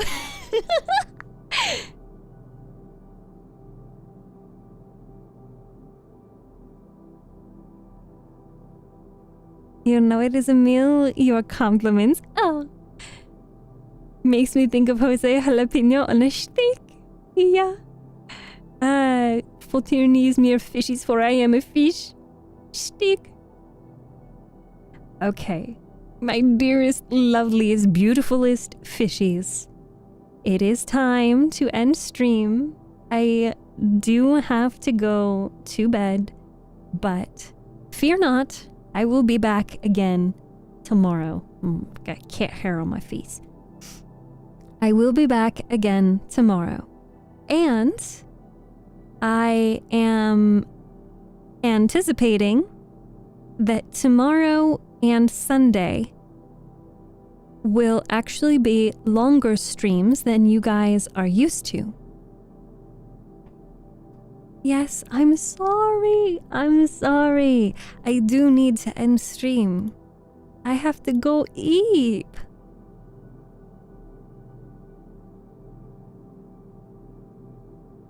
"48-hour stream? No! No, I can't do that. What I can do, soft sign and hard sign. In Russian? Yes. Are you sure about that? No. I am not sure about that. Anyway, we're going to have longer streams tomorrow and Sunday, or at least I will try. So hopefully we will be here from 3 p.m. Eastern Time Zone to 7 p.m. Eastern Time Zone. But I need to go. I need to take care of some things before I go to sleep, and then I still have to write out what exactly I want to do tomorrow. You know, all of that. I've got a lot of stuff to do. Can I get a daily dose of compliments if you'd be so kind? Do I have a redemption for that? I don't think I have a redemption for that, do I? Long stream, not 3 hours. Better? 4 hours. No. I mean, Chris, you're still mi buen helito de pescado. It's a good idea, though. I've talked before about not having that. But I digress. This is the part where we say our good nights, our goodbyes, and our see you tomorrows. I will be back again tomorrow at 3 p.m. Eastern Time Zone. And if you miss me, you can always check me out on the YouTube channel. I have over 100+ hours available for you to listen to all of my reading and even VODs way past the normal VOD limit. Let's take a peek. There's somebody who just started playing Threads of You. Let's give them a raid, support them, please. Join us for the raid, ! Raid, copy the raid message. Be kind and represent this community well while we are visiting another streamer. And if you so have the time, I highly recommend sticking around and supporting this creator by leaving a view. And I will see you again tomorrow. Drink your water, eat your food, touch some grass, hug your loved ones, tell them you appreciate them, and I will see you tomorrow. Good night.